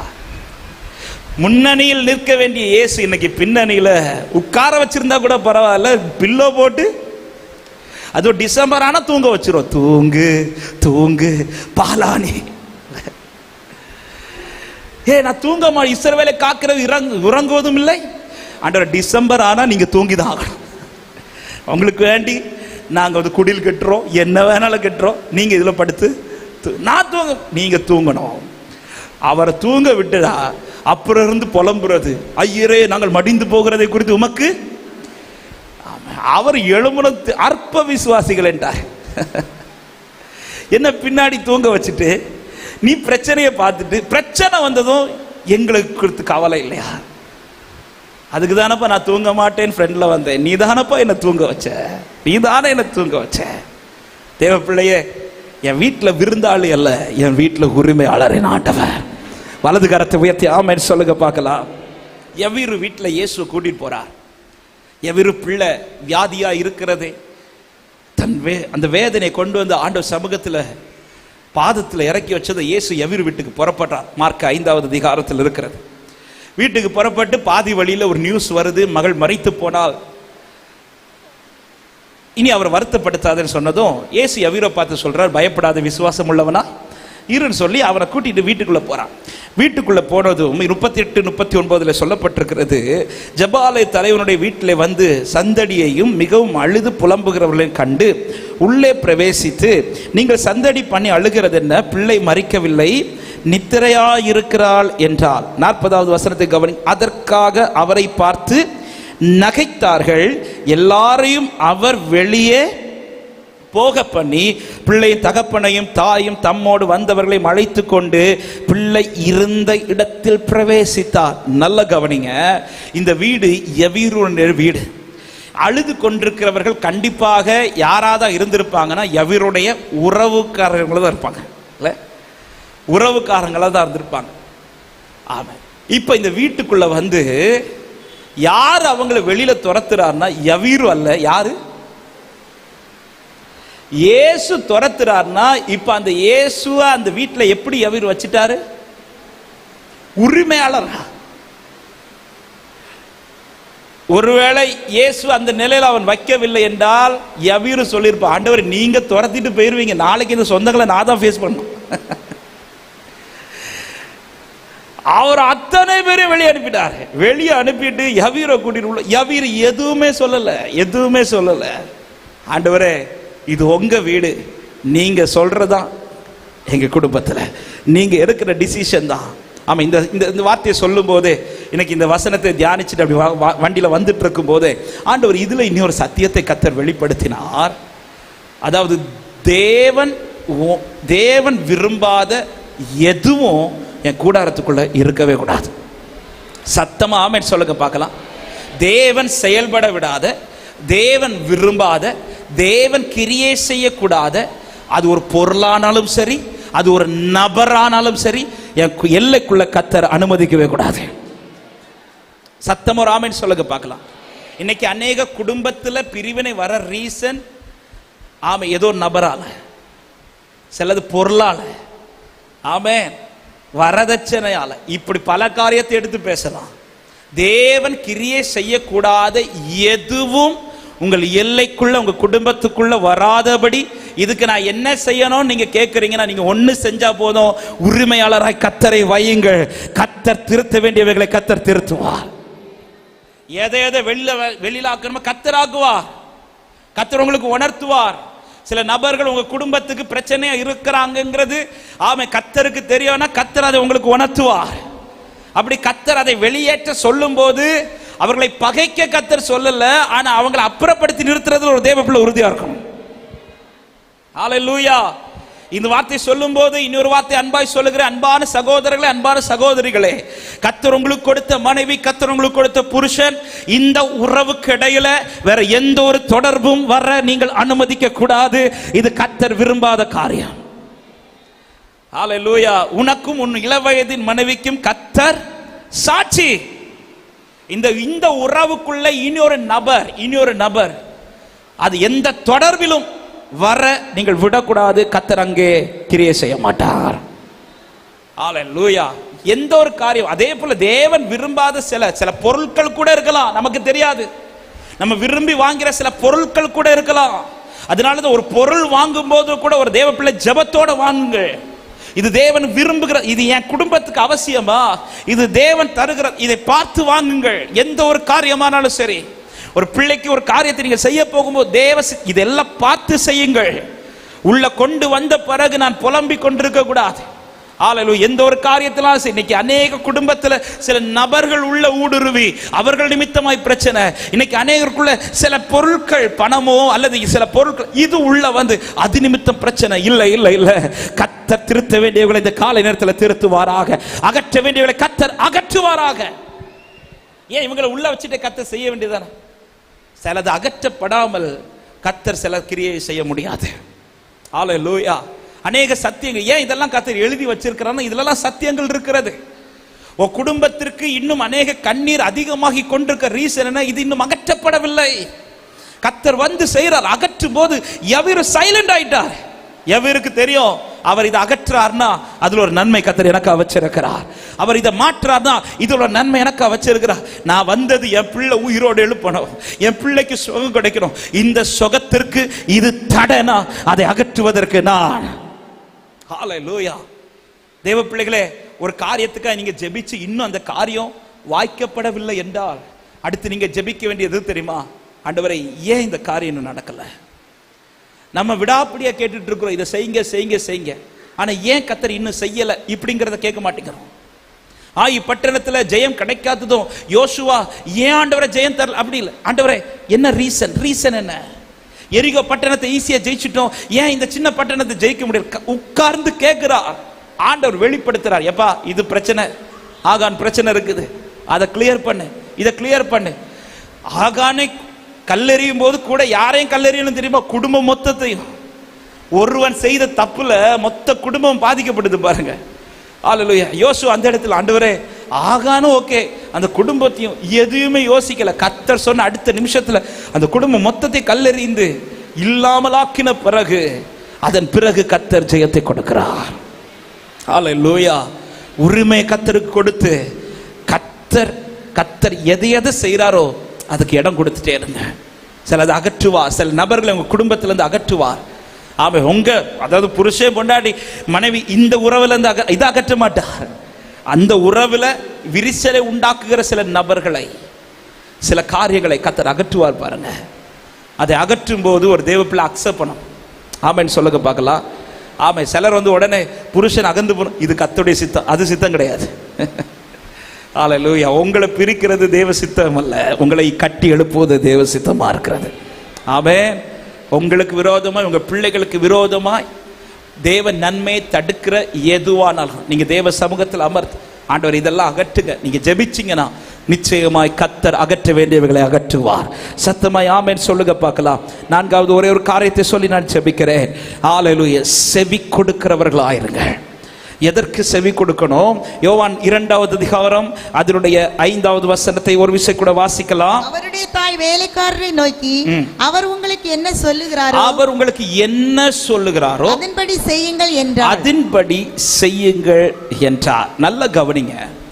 இயேசு யார் என்பது, அவர் எப்படி பிறந்தார், எப்படி வந்தார் என்பது அங்கு இருக்கிறதுல மரியாளுக்கு மட்டும்தான் தெரியும். இயேசு தேவனுடைய குமாரன் என்று மரியாளுக்கு மட்டும்தான் தெரியும். ஏன்னா இயேசு இதுவரை என்ன செய்யல தெரியுமா? அற்புதங்கள் எதுவுமே செய்யல. இதுதான் ஃபர்ஸ்ட் மிராக்கிள். இப்போ மரியாள் வந்து சொல்றாங்க, அவர் உங்களுக்கு என்ன சொல்லுகிறாரோ அதன்படி செய்யுங்கள் அப்படின்றார். அவர் சொல்லுகிற காரியங்கள்லாம் பார்த்தா திராட்சரசம் உண்டாக்கத்தக்கதான காரியமான்னு பார்த்தா இல்ல. ஆனா இந்த வீட்டுக்காரங்களை பார்த்தீங்களா?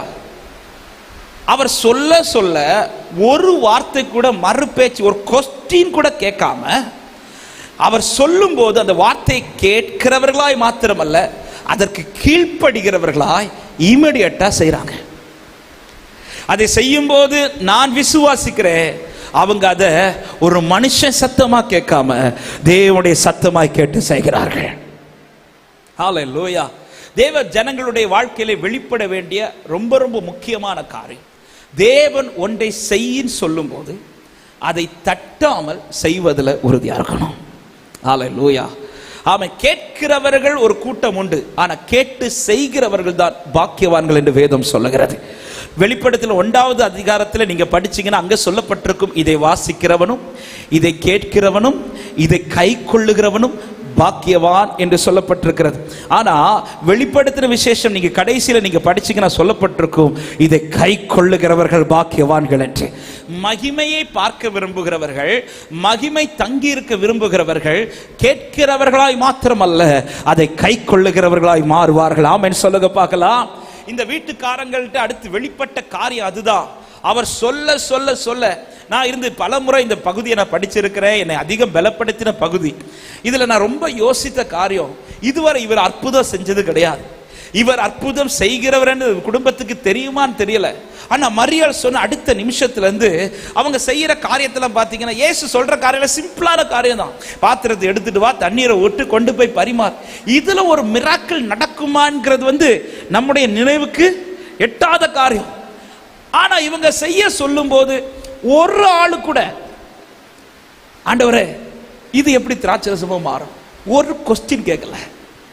அவர் சொல்ல சொல்ல சொல்ல அடுத்த செகண்ட் இதை செஞ்சுட்டே இருக்கிறாங்க.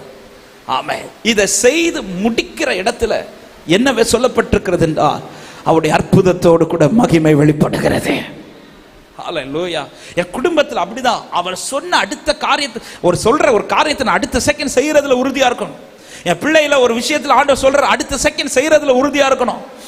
தேவனுக்கு என்று ஒரு காரியத்தை செய்ய சொல்ற அடுத்த செகண்ட் செய்யறதுல உறுதியா இருக்கணும். அதை நாம் தாமதிக்காதபடிக்கு, தேவன் ஒரு காரியத்தை செய்ய சொல்லியிருந்தால் அதை செய்வதிலே ஒரு தேவ பிள்ளைகளுடைய குடும்பம் உறுதியா இருக்க வேண்டும் என்று நான் இயேசுவின் நாமத்தில் இந்த வார்த்தையை சொல்லுகிறேன்.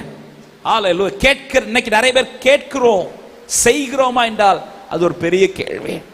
கேட்கிறதோட முடிந்திராமல் செய்வதில் உறுதியா இருங்கள். 128வது சங்கீதம் அதுதான் சொல்லப்பட்டிருக்கிறது. கர்த்தருக்கு பயந்து அவர் வழிகளில் நடக்கிறவன் எவனோ. ஆங்கிலத்தில் இப்படி சொல்லப்பட்டிருக்கோம், அவருக்கு பயப்படுகிறவர்கள் யார் என்றால் அவருடைய சத்தத்திற்கு கீழ்ப்படுகிறவர்கள்.